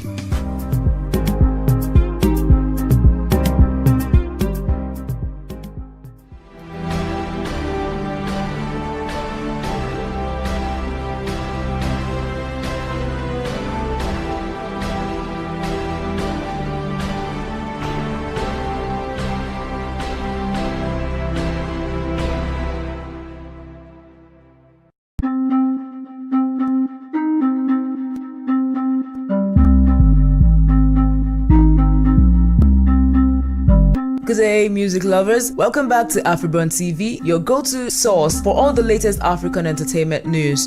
Today I've got some exciting updates from the world of African hip-hop. It's been a great year for music, and now we have the latest statistics from Spotify that reveals who's been dominating the hip-hop scene. Let's dive right into it. First up on our list, Olamide. The Nigerian hip-hop sensation has once again proven his musical prowess by emerging as one of the most streamed hip-hop artists on Spotify this year. His unique blend of Afrobeats and hip-hop has garnered massive attention both locally and internationally. And it's no surprise the fans worldwide are grooving to his beats, but Olamide isn't the only one making waves. Several other talented artists across Africa have also made their mark on Spotify's hip-hop charts. In the spirit of celebration, let's take a look at some of the other top artists who have been making headlines with their chart-topping tracks. We have Odumodu Black. Known for his lyrical prowess and captivating vibe, he has managed to captivate listeners with his unique style. And how can we forget Black Bones, who has been making waves in the hip-hop scene with groundbreaking tracks and thought-provoking lyrics. Zlatan and Ice Prince have also earned a well-deserved spot on Spotify's top hip-hop charts. They have been delivering hits after hits, and fans just can't seem to get enough. It's truly an exciting time for African hip-hop, with these artists leading the way and showcasing the diversity and talent of the genre. I can't wait to see what the future holds for them. And that's a wrap for today's exciting music news. Be sure to follow us for more updates on your favorite artists and the latest trends in the music world. Who's your favorite African hip-hop artist on Spotify? Let us know in the comment section below,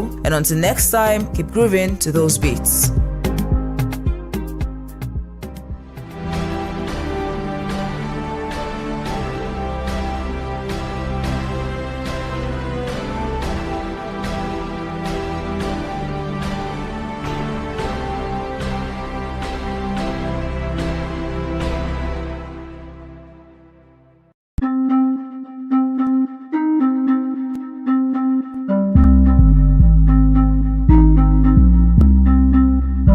Hey people, welcome back to another exciting moment on this channel, AfriBURN TV. Today I'm going to be telling you a story about the latest controversy in the African music industry. The rising star, Ayra Starr, has called out the prestigious Headies Awards for a significant oversight. Let's get into the details.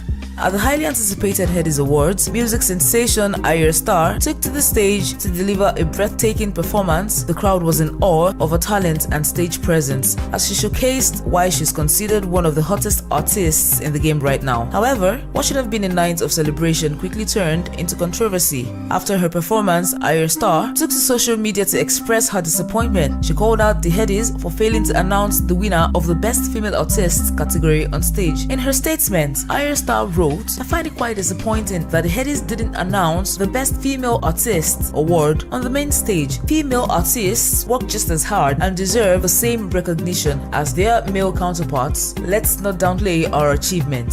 Ayra Starr's comments sparked a wave of reactions within the music industry and among fans. Some supported her stance, praising her for speaking out against gender bias in the industry, while others defended the Headies' decision, citing time constraints as a possible reason for the offstage announcement. In response to Ayra Starr's criticism, the Headies Awards organizers issued a statement saying, "We value our artists and their contributions. Due to some constraints, some awards were announced offstage to ensure a smooth and timely show. We appreciate Ayra Starr's passion and dedication to her craft." As the debate rages on, it's clear that the issue of gender equality in music awards is one that resonates deeply with artists like Ayra Starr. It brings to light the ongoing conversation about the recognition and representation of female artists in the African music industry. That's all for now on the news. We'll keep you updated on any further developments regarding this controversy. Do not forget to subscribe, like, and hit that notification bell to stay in the loop with the latest in African music and entertainment. Thanks for tuning in, and we'll see you next time.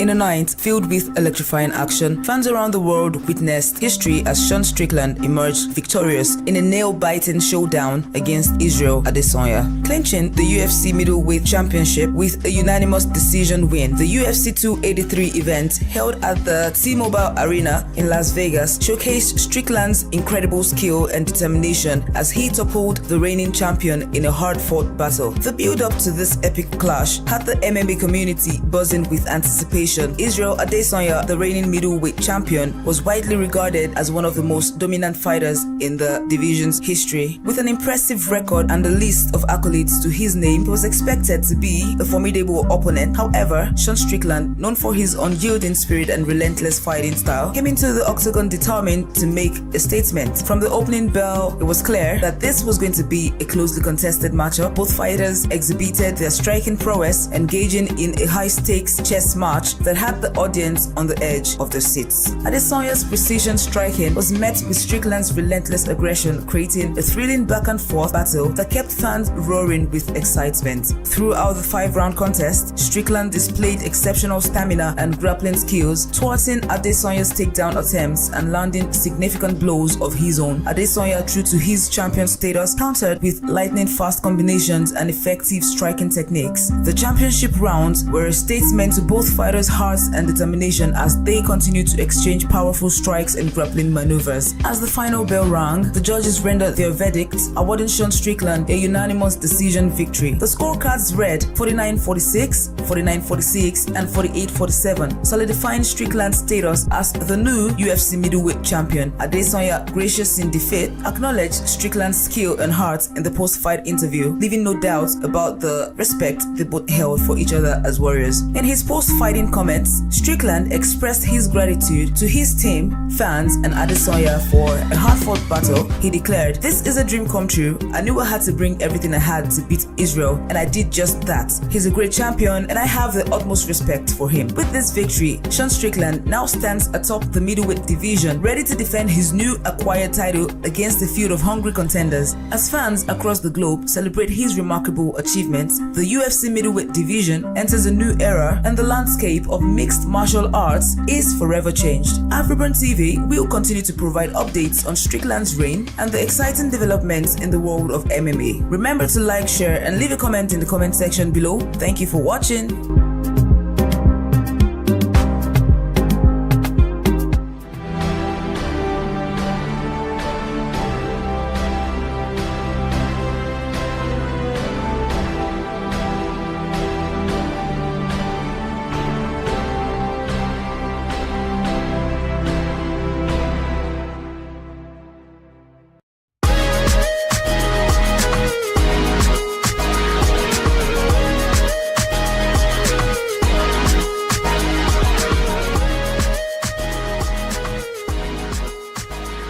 Hi there, welcome to AfriBURN TV. Today I'll be talking about internet woes in Nigeria. Frustration continues to mount as citizens struggle with persistent internet connectivity issues across the nation. Nigeria, despite being Africa's largest economy and boasting significant technological advancements, the country's internet infrastructure struggles to meet the demands of its rapidly growing population. Reports from various regions of Nigeria paint a bleak picture of the internet landscape.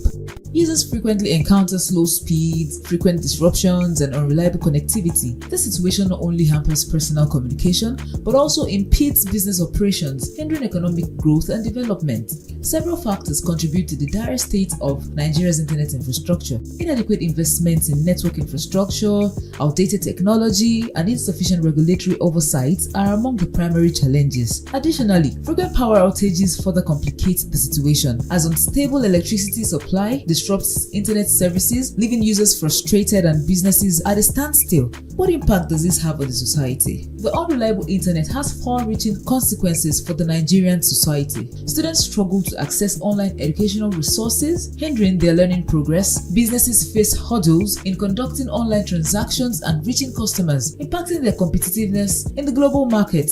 Furthermore, the inability to access critical information and services online undermines citizens' ability to participate fully in the digital age. The most recent event had Main One, a connectivity provider in West Africa, give a report about undersea cable damage causing an internet outage and may take about 5 weeks to repair. Now, what is the government saying? While the Nigerian government has acknowledged the internet connectivity challenges, meaningful action to address them remains elusive. Efforts to improve infrastructure and expand access to broadband have been slow-paced, failing to keep up with the growing demand for reliable internet services. Critics argue that a lack of political will and bureaucratic inefficiencies have hampered progress in this vital sector. So what do we need to do about this? Civil society organizations, tech industry players, and concerned citizens are increasingly vocal in their calls for urgent action to address Nigeria's internet woes. They demand greater investment in infrastructure, stronger regulatory oversight, and policies that improve competition and innovation in the telecommunications sector. Without decisive action, Nigeria risks falling further behind in the global digital economy.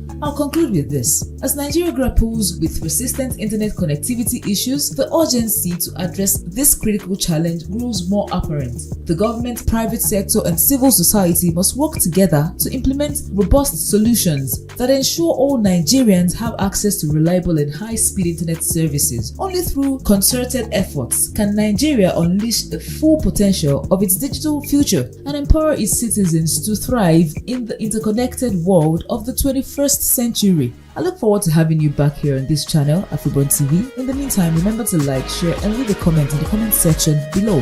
Thank you for watching.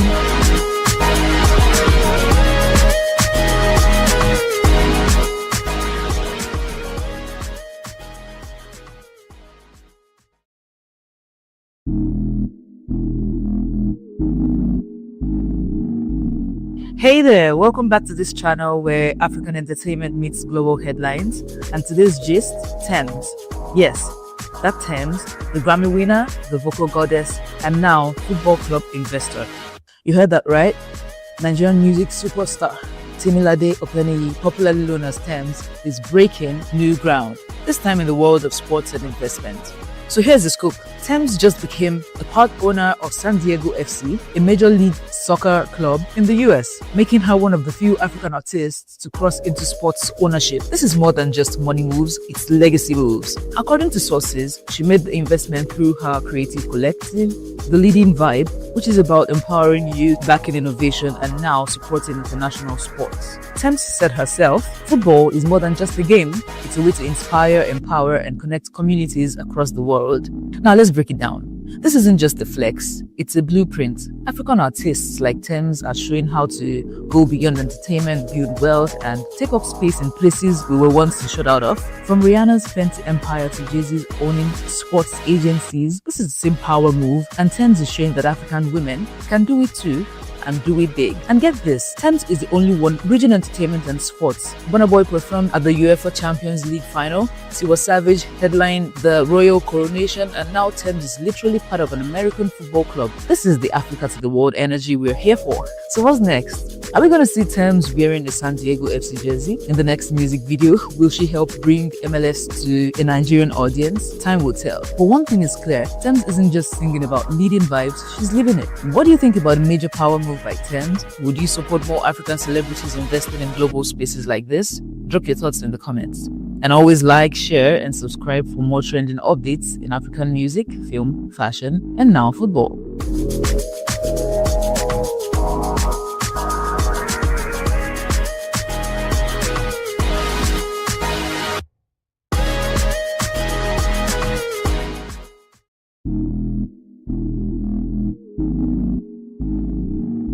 Today, the world mourns the heartbreaking loss of a legend, Malcolm Jamal Warner. Best known as the beloved Theo Huxtable on The Cosby Show, he passed away at the age of 54. His death was confirmed as an accidental drowning while on vacation in Costa Rica. For millions around the world, this news comes as a deep shock and an unimaginable loss. Born on August 18, 1970 in Jersey City, New Jersey, Malcolm was raised by his mother, Pamela Warner, who also managed his career. From a young age, his love for performance was evident. At just 14 years old, Malcolm stepped up into a role that would make him a household name, Theo Huxtable on The Cosby Show. From 1984 to 1992, he played the charming, relatable teenage son of Cliff and Claire Huxtable, earning an Emmy nomination for Best Supporting Actor in a comedy series. His character gave black youth everywhere a mirror of hope, humor, and identity. Warner's career didn't stop with the Huxtables. He went on to co-star with Eddie Griffin in Malcolm and Eddie from 1996 to 2000, blending comedy and real-world grit. In 2010, he starred in Read Between the Lines, portraying a dedicated father and psychologist. Alongside acting, he directed music videos and episodes of television, and even won a Grammy for Best National R&B Performance. His creativity knew no bounds from the screen to the stage and even the microphone. His artistry was rooted in truth and authenticity. On what was meant to be a joyful family vacation in Costa Rica, Malcolm Jamal Warner tragically drowned while swimming. The incident was confirmed by multiple sources including TMZ and People magazine, who reported the incident as a sudden accidental drowning. He was 54 years old. Warner's contributions to black culture and American television are immeasurable. He helped redefine what it meant to be a young black man on screen. Smart, sensitive, and strong. His career spanned over 4 decades, touching lives in ways few ever do. His passing has left a tremendous void, but his legacy lives on in the hearts of fans, friends, and the industry he helped shape. Malcolm Jamal Warner leaves behind a legacy of excellence, love, and light. His family has asked for privacy as they grieve, and we honor their requests. Rest in power, King. Your light will never dim. If Malcolm touched your life in any way, drop a candle emoji in the comments, share your favorite Theo moment, or tell us how his work inspired you. Subscribe to AfriBURN TV as we continue to honor the icons who shaped our world.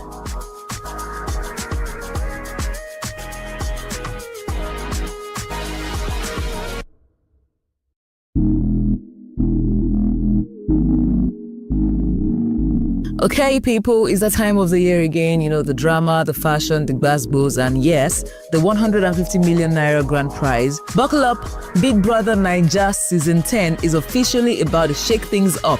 The 2025 edition of Africa's biggest reality show is set to kick off with a double launch on Saturday, July 26th and Sunday, July 27th. And you already know what that means. Twice the suspense, twice the backstories, and twice the buzz. While we're on refreshing timelines waiting for that official list of housemates, MultiChoice is keeping things under wraps for now. No names, no profiles, just pure anticipation. But one thing is for sure, we're expecting the wildest mix of personalities yet. Think soft life babes, Glasgow's kings, silent strategists, and just maybe another cook who's gonna shut down the kitchen. This year's prize, a whooping 150 million naira in cash, sponsorship deals, and of course, instant celeb status. Auditions were held in Lagos, Abuja, and Enugu this May, drawing in thousands of hopefuls. And trust us, if the energy on the streets was anything to go by, this season is going to be chaotic in the best way possible. We will get another white money moment, a Thatcher level plot twist, or perhaps a ship that sails straight into real life weddings. We can only wait and see. Meanwhile, AfriBURN TV will be here serving you with weekly recaps and all the viral moments you might have missed. Don't forget to like, comment, subscribe, because when BB Niger starts, the streets of Twitter, TikTok, and our comment section will be on fire, and we're bringing it all to your screens.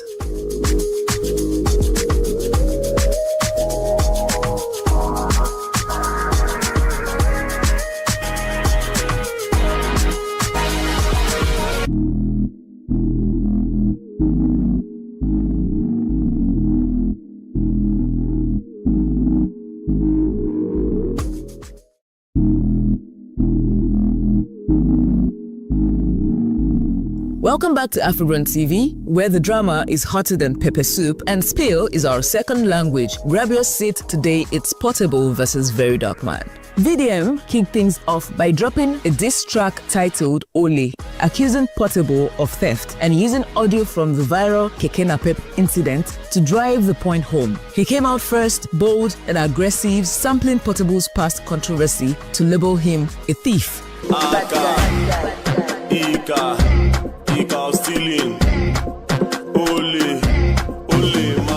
Not one to back down, Portable fired back with his own diss track, hitting VDM with personal allegations, including claims that VDM once performed sexual services for money. He also went viral by sharing private videos of VDM, stirring massive reactions online and turning the heat up in their feud. Very dark man, Adodi. You be Adodi. Very dark man, Adodi.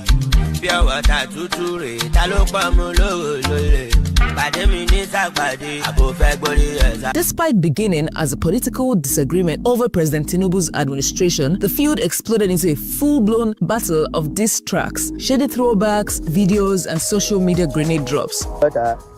Don't worry, okay. You don't do too much. I saw you they insult Tinubu. Tinubu not do anything. People don't insult these people. They don't insult. Let me tell you. All right. So before I talk, Portable, make I show you something. Will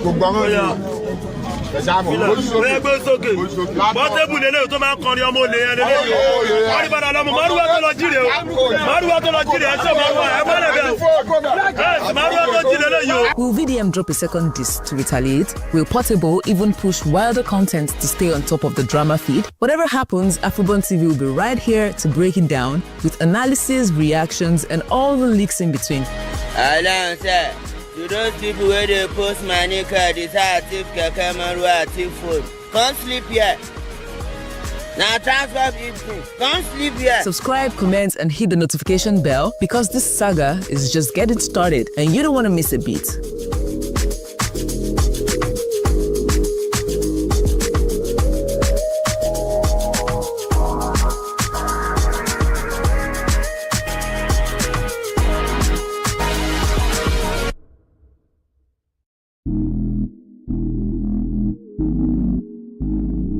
We've got a scandal hitting Nigerian timelines right now. Big story, the Afrobeat superstar Davido is facing serious allegations after an anonymous Snapchat account known as Milkshake dropped explosive accusations involving cheating, hush money, and health scares. Let's unpack this madness. Here's the tea. Milkshake claims Davido secretly funded a woman named Jessie Awazi with 25 million naira, that is about $20,000, and gifted her a second-hand Birkin bag, all allegedly to cover up an affair and avoid a potential scandal with a sex tape.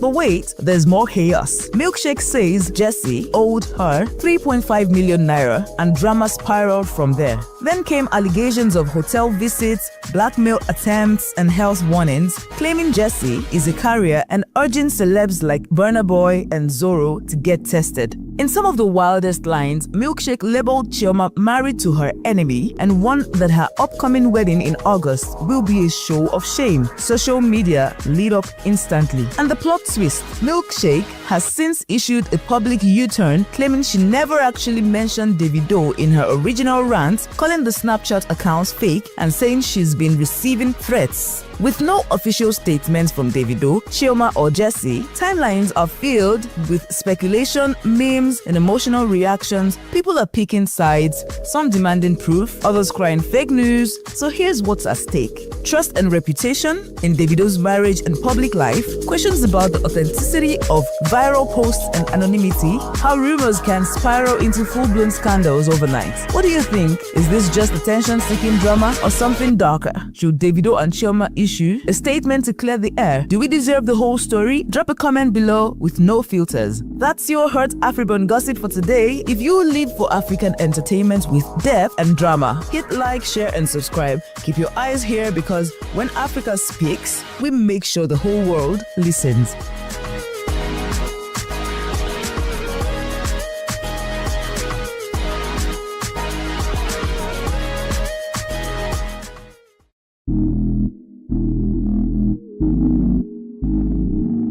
Hi there, welcome back to the channel where we don't just spill the tea, we serve it piping hot and straight from the continent. If you're new here, smash that subscribe button and let's dive right into today's brewing story. So what happens when a Hollywood heavyweight steps into African land and accidentally steps right into centuries-old conflict? Well, ask Christopher Nolan, because the Oscar-winning director is facing major backlash over his upcoming epic, The Odyssey. Nolan, you know, the genius behind Inception and Oppenheimer, decided to shoot scenes for The Odyssey in a region of North Africa that's been a hotspot for territorial disputes for decades. The area in question, it's a long contested region claimed by local independence movements. So when Nolan's crew rode in with cameras, trucks, and Hollywood budgets, local groups weren't exactly rolling out the red carpets. Instead, they're accusing the director and his team of ignoring the people's struggles and basically glamorizing an occupied land, all for blockbuster box office money. Now some fans are saying it's just a movie, relax, but the people on the ground, it's a real fight about recognition, sovereignty, and whose stories get told erased by big-name filmmakers. And here's the kicker. This isn't the first time Hollywood has sparked outrage by filming in sensitive or disputed regions, so the big question is, who owns these stories and where do we draw the line between art and exploitation? So guys, what do you think? Should international directors do more research before choosing filming locations, or is it just another example of the West brushing aside African voices for profit? Let's hear your take. Drop your thoughts in the comment section. And as always, we'll keep watching this story so you don't have to. But then, like, share, and subscribe so you never miss the conversations that matter. Once again, it's AfriBURN TV, and here we keep Africa's voice loud and proud.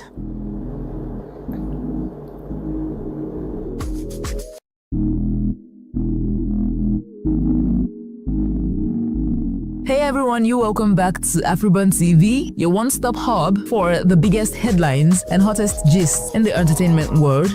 If you're new here, remember to like, hit the subscribe button, and turn on your notifications so you never miss a story.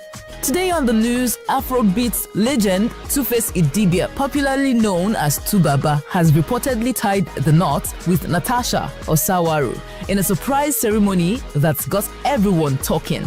Sources close to the couple say that the wedding was an intimate affair attended by family and a few industry friends. While Two-Face has always kept his personal life private, this news has taken fans by surprise, especially considering his high-profile relationship history. Remember, their connection first raised eyebrows after a surprise appearance by Tubaba in the Edo State House of Assembly, where Natasha serves as a lawmaker, sparking speculations about their relationship. They were later spotted together in the Lagos nightlife and shopping settings, confirming they were spending time as a couple, soon after the singer publicly announced his separation from Annie Idibia. On February 13, 2025, Tubaba proposed to Natasha Osawaru, a moment captured in viral videos and widely shared across social media.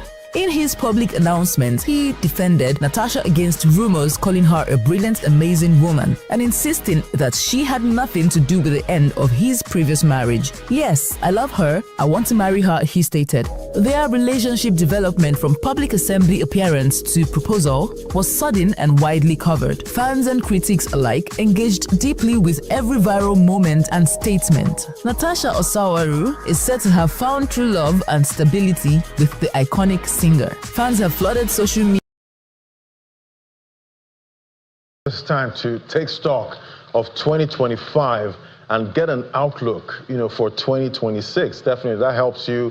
You learn lessons, from the current year, so that you can, so you don't make those mistakes. If you've made mistakes in the current year, you can start afresh in 2026, and you know what to avoid, so that you make the right moves. And joining us now for a special presentation, we have Mr. Bismarck Ruwani, Managing Director, CEO of Financial Derivatives Company. He's going to be giving us a special right here on Business Morning. It's great to have you, sir. Thank you. Compliments of the season. Merry Christmas, Dirty December. Fantastic. Okay. There we go. Now, New Year resolutions are to be broken on the 1st of January. We make the resolutions on the 31st of December and we break them on the 1st of January. But that's life. Fantastic. So today we are going to be looking at 2026, because what we say is that it's now here, and lest we forget, that's the title of this presentation this morning, lest we forget. So 2025 was a defining year for Nigeria's economy, and you would see that the lesson,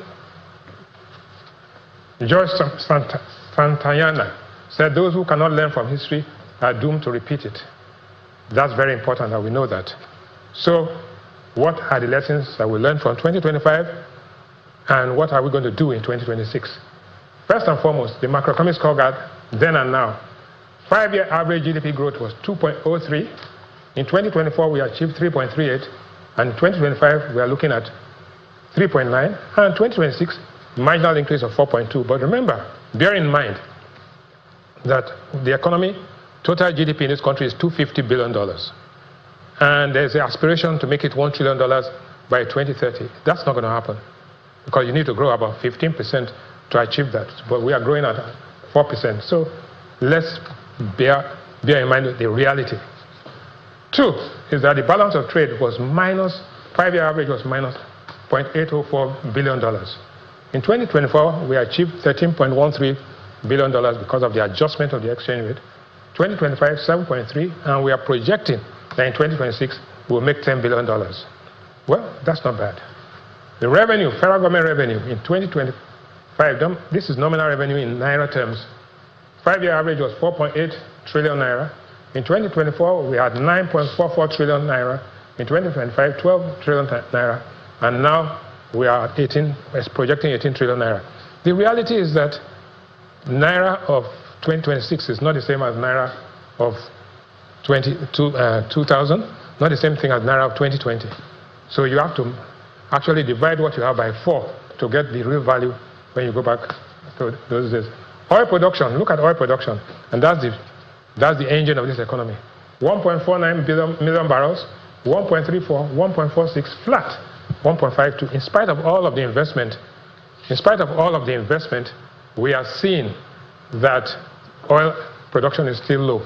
Why? OPEC, 2, vandalism in the Niger Delta, and so many other factors. Gross external reserves went from $37 billion all the way. Now the 5-year average was 37, 2024 was 40, 2025 45, and it's going down in 2026. The exchange rate in 5-year average was 660 Naira to $1. In 2024, we got to 1590. 2025, 1552. In fact, 1490. But we project that a depreciation in naira to 1560 in 2026. The exchange rate misalignment. The misalignment means that you are saying, the misalignment means that how many naira, what the difference between the parallel market and the official market. The difference was 309 5-year average. It dropped to 118. In 2025, 22, and now it's down to 18.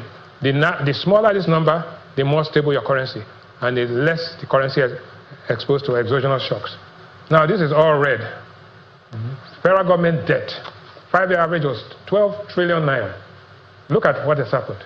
From 12 trillion naira to 144 trillion naira to 166 trillion naira, and we are projecting 180 trillion naira. So you are borrowing, but what are you using the borrowing for? Is it increasing productivity? That's the major question.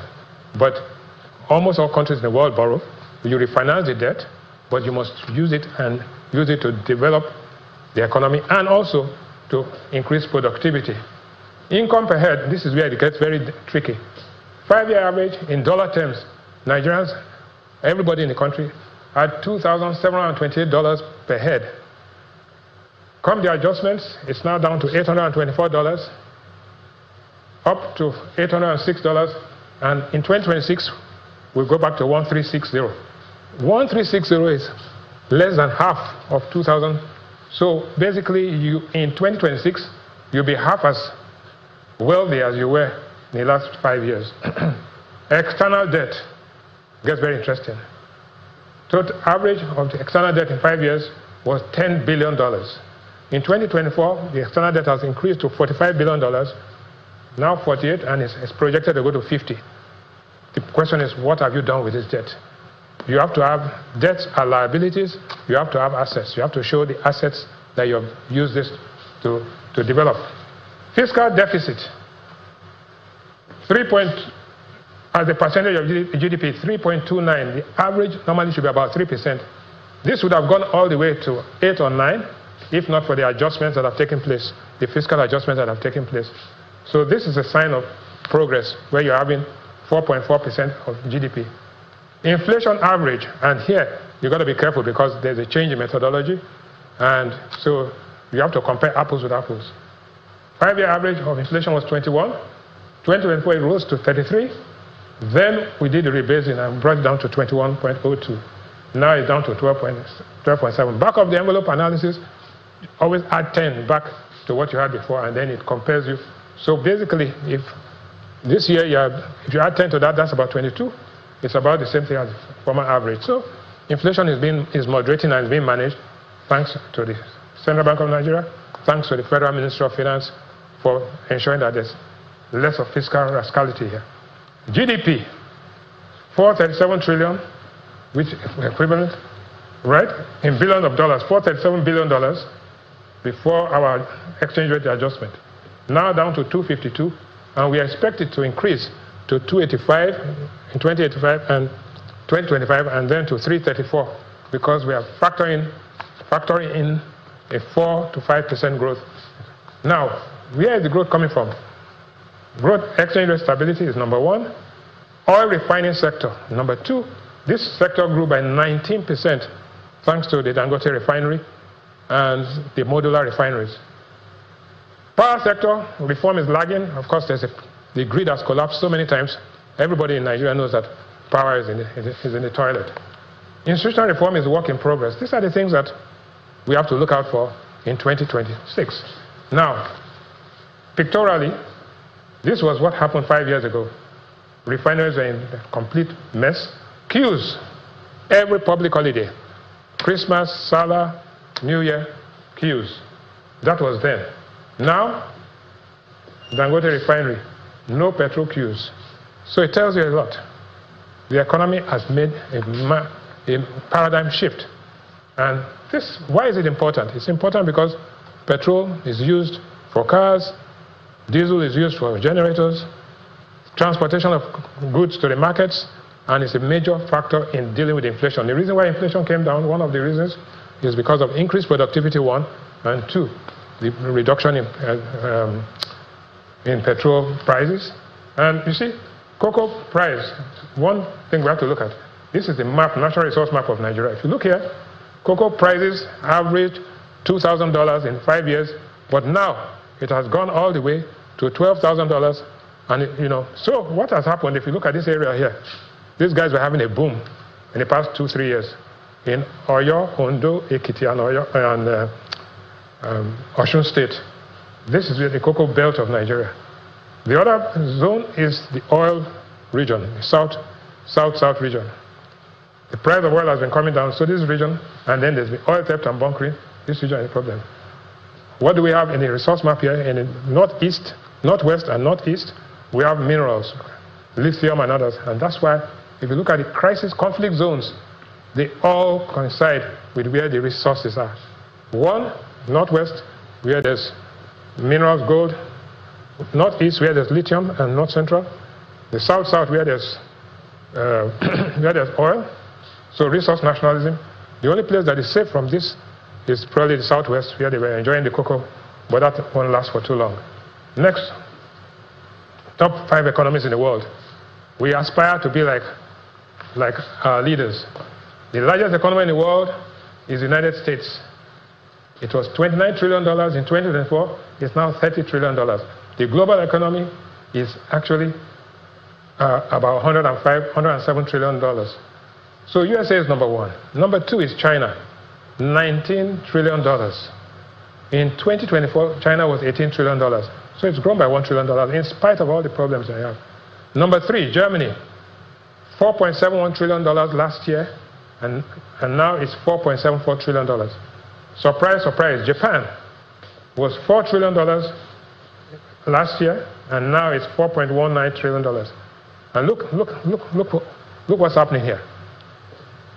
India was $3.89 trillion in 2024. It's now $4.34 trillion. So we are the usual suspects. Where is France? Where is UK? These are the countries to watch, and these are the ones that you have to deal with. Next slide, please. Now, what has happened over the last 50 years? We've seen 5 global recessions between 1960 and 2025. Investment contracts during this period, unemployment increases, and it also coincides with conflicts. Investors move to government bonds, gold, and reserve currencies. The price of gold 50 years ago was less than $1,000. Today, the price of gold is $4,300. In fact, looking to reach $5,000. Investors move to government bonds and gold and reserve currencies, and notably, asset prices recover faster than real investment. Look at what has happened. Please go back to the previous slide. Here, we have stagflation in 1974. That was the Yom Kippur War. Then we had a recovery in 1984, right? And look at the tech boom in 1995. Then we have the global financial crisis. We had COVID, and now the world is in a recovery path. So, but don't forget, Nigeria is 2% of the world's population and 0.2% of the global output. So we are, technically speaking, we are parasites of the economy, right? Next slide, please. So, what happened? December 2020, these were the most valuable companies in the world. Total value was almost $2.26 trillion, right? That was Apple, that's Microsoft, and look at all of them. See what they are today, December 2025. Apple is worth $4.01 trillion. NVIDIA is almost $5 trillion. The richest man in the world, Tesla, that's he has a salary of $1 trillion. His salary is more than half of the total output of the African continent. That's the new world we are in. Right? Next slide, please. So, market capitalization, Nigerian stock market. In 2020, it was 21 trillion naira. It's now 99 trillion naira. Aladi was talking about it earlier. There's a boom period. And the average, look at the average earnings of Nigerian companies. It moved all the way from 1.5 trillion in 2020 to 9.4 trillion naira. So there's a capital market boom taking place in Nigeria. But again, with this sizzle fizzle, the 2026 is going to tell us a lot of stories about this.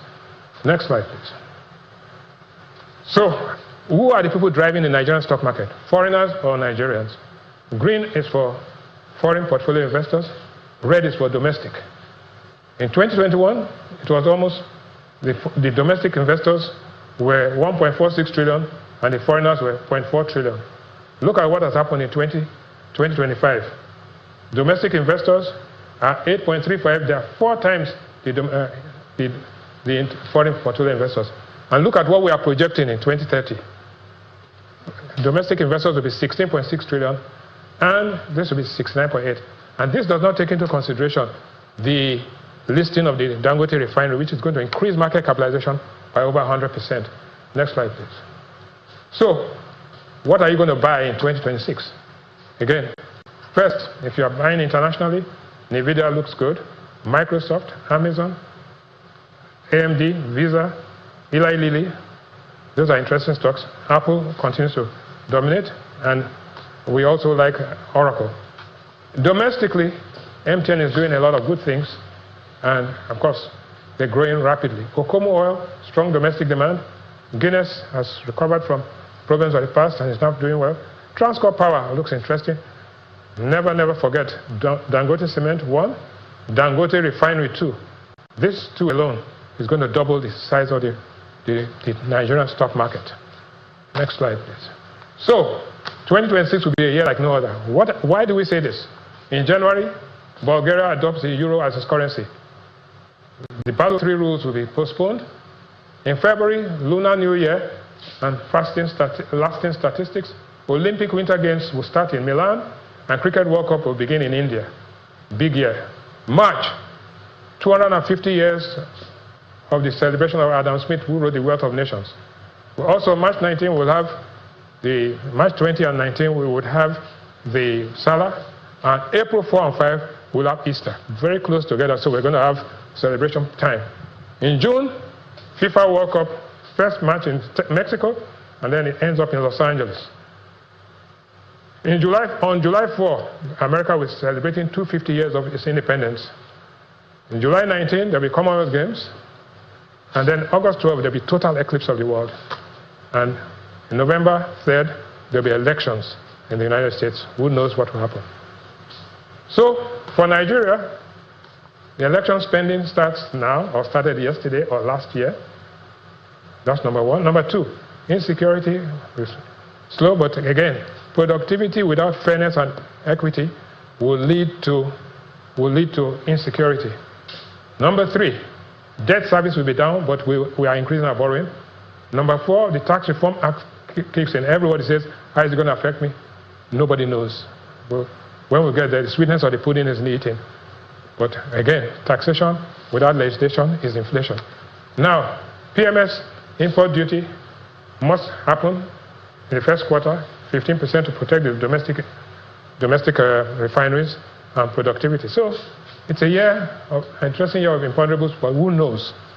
What you see is what you get, but what you don't see is what gets you. Fantastic.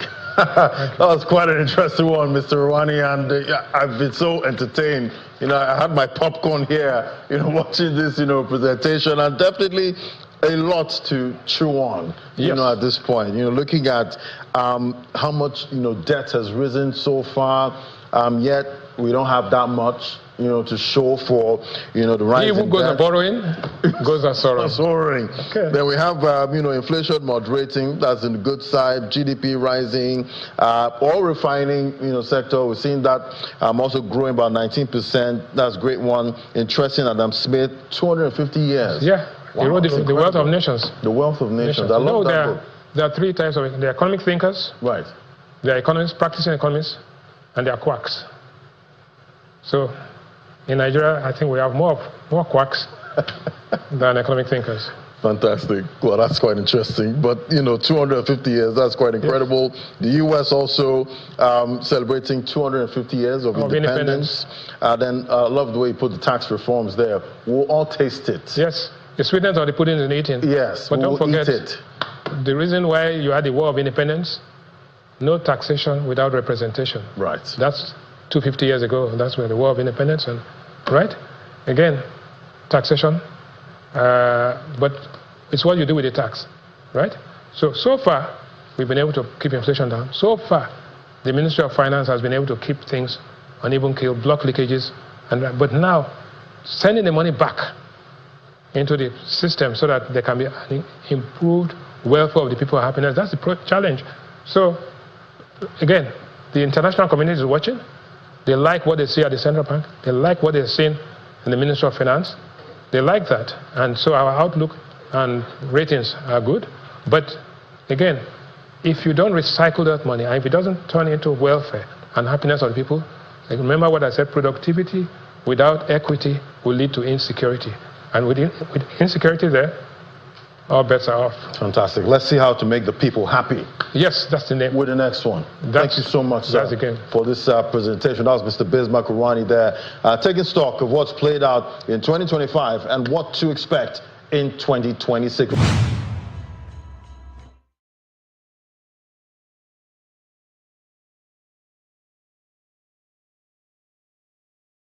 Our second interview today, we have another iconic African in a totally different sphere. We had Amina in the morning. Now we have Aliko Dangote. He is the most famous industrialist and investor in Africa. I think I don't need to introduce him. Aliko, you are welcome. Thank you. Thank you. Thank you for joining us. Thank you. I know great pleasure. You lose a lot of money by stopping working and coming here, but but sometimes for you it's okay. Yeah, sometimes you have to do also. You have to, yes, definitely. That kind of it makes you civil society, which is not bad. We do.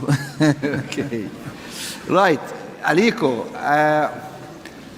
For the last year, we have been talking on and off about this very ambitious project. I mean, we all knew you as a cement man, the man who's making cement everywhere in Africa. And suddenly we hear that you became an oil man. And in oil, you went into most complicating area. You did not buy a block of oil from the government. We are there also. You are also there? Yes. Okay. We bought 2 blocks from Shell. You got 2 blocks over there. Okay. People think that's easy, but you get a block, and if you discover something, you sell it to one of the oil majors, and you make your money, and you go to Regent's Park or Surrey in London. And we have many of those guys in London. We have. Yes. But you are doing something very unusual. You decided to build one of the largest industrial facilities in the world, actually, not only in Africa. It's a huge undertaking. What is the capital cost of this project you're doing? Well, in that particular location, we are spending about 12 to 13 billion dollars. 12 and 13. You heard this number? 12 to 13. 12, 13 billion dollars. Yes. And this means you are betting everything. You're betting your share on this, correct? Well, I'm betting quite a lot, yes. You're betting quite a lot. Quite a lot, no and, share, yes. Okay, that's wonderful. But can you tell us what exactly this you are doing and why it costs all this amount of money? Well, actually, thank you very much, Mo. First of all, I would like to thank you for inviting me to this Mo Ibrahim's weekend. It's a great pleasure to be here. Yesterday, I was actually sweating when there was an accident, going to the airport. Where? In London. In London, okay. You were in London, I said. Yeah, because Stansted Airport closes at 10. I said that, well, if I'm not able to make it, I will have never talk to you again. I know, and that's more expensive than my project. You know why this guy is charming, Anyway, thank you very much. So really, what we have today, Mo, is that we have almost about 5 major projects. We have the refinery, which is 650,000 barrels per day. 650,000 barrels per day. We have the petrochemical, which is 1.3 million tons of polypropylene, polyethylene, which will make us second largest exporter of petroleum products in sub-Saharan Africa after Sasol. Then we have 3 million tons of urea and ammonia, which is fertilizer. and also we have the gas pipeline. But the three have actually moved very, very fast. And then we have the cement. We are doing about $2 billion worth of expansion in the cement. And then agriculture, we have, rice, 1 million tons, which we are building with integrated power, because we are in the localities where we are going to, process, do parboiling. The rice we eat is different than the rice here in Côte d'Ivoire. We eat parboiled rice, so you have to boil the rice and do, the process. With all this, the most challenging one, which is really very good, is the refinery. It has opened our eyes to see the lack of infrastructure in, Africa. Now, let us dissect. We're going to do a forensic audit of what you are doing now. Okay. So let's take it one by one. One by one, all right. Okay. This big refinery and associated installations you are making, can you describe it to us? What is exactly, is it just some pipes bringing crude and you are refining this and then pumping it back, or what do you have to do? We have, the refinery is actually on a, first of all, let me tell you the challenges and what we are facing. It's just outside Lagos. We took up a land which is about 2.7 million square meters. 2.7 million square meters. Is huge. It's massive. Internal roads alone, we have 136 drainage, some of them as wide as 40 meters. We have 200 kilometers. And it's all fenced. 240 kilometers of roads you have to create? No, 136 kilometers of roads. So by drainage, we have about 213 or so of drainage. But the most challenging is that, the land, it was just a jungle, it was a mangrove. Marshlands. Marshland, we have to remove this thing, all the trees. You have to clear it, and then we pump 65 million, cubic meters of sand, which is quite a lot. We have to bring the two world's biggest dredgers to work there continuously for almost about 10, 11 months. So you get this sand from the seabed? From the sea, yes, from the sea into the land. Okay. And, so when we finish that, we are now faced with the quality of the soil that we have. Our refinery, not the fertilizer, the refinery section alone has the highest number of piles you can find anywhere in the world, which is 136,000 piles. It's huge. It's 100, so everything about this refinery is very, very huge. You can see the regenerator, which they are showing here. Which can we have some? What's that? Yes, this one is weighing 3,000 metric tons. You have to generate your own power? No. This regenerator, it regenerates the crude. You generate the crude. Okay. Yes. So.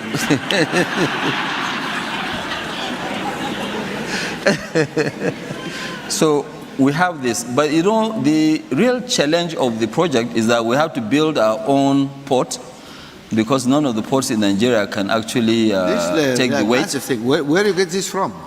This from Hyundai, Korea. From Korea? Yeah. And you managed to ship it all the way from Korea to... Yes, we have actually 7 of these. Okay. This is the biggest, then we have another smaller ones. And this thing has to be rolled out. And so the ports in Nigeria, the heaviest equipment they can take might be maybe 150 tons or so. And then we are faced with the roads. If you look at what this one is going to go on now, they put on this thing. And what we have to build a special road for all our equipment to be able to pass. What is this creature? Which one is that? Well, the other one. Okay, the other one is the heaters. Filters. filters and heaters. They are the same. Ensure the flow. The flow of the oil, to heat it up, and so we have a lot of various. We have an equipment, single one, which is 42-story building. You showed me some pictures of massive cranes. You said you have to get some of the world's biggest. There are only 3 of them available in the world. The 5,000 tons crane. 5,000 tons. Yes, so that one you have to book maybe a year and a half, 2 years in advance, because there are only 3 in the world. The whole world? Yeah, in the whole world. Yeah, there are only. You have photographs of this stuff? Yeah, this is it. This is the crane. This one crane is huge. That's the crane. Yes, it has not been fully assembled.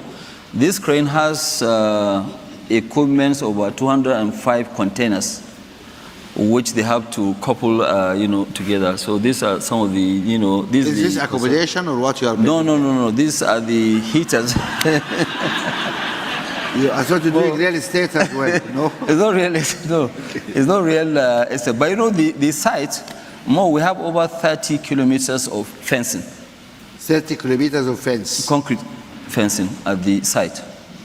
So we have quite a lot of challenge. But what this will give us at the end of the day is to give us, 650,000 barrels of, crude processing.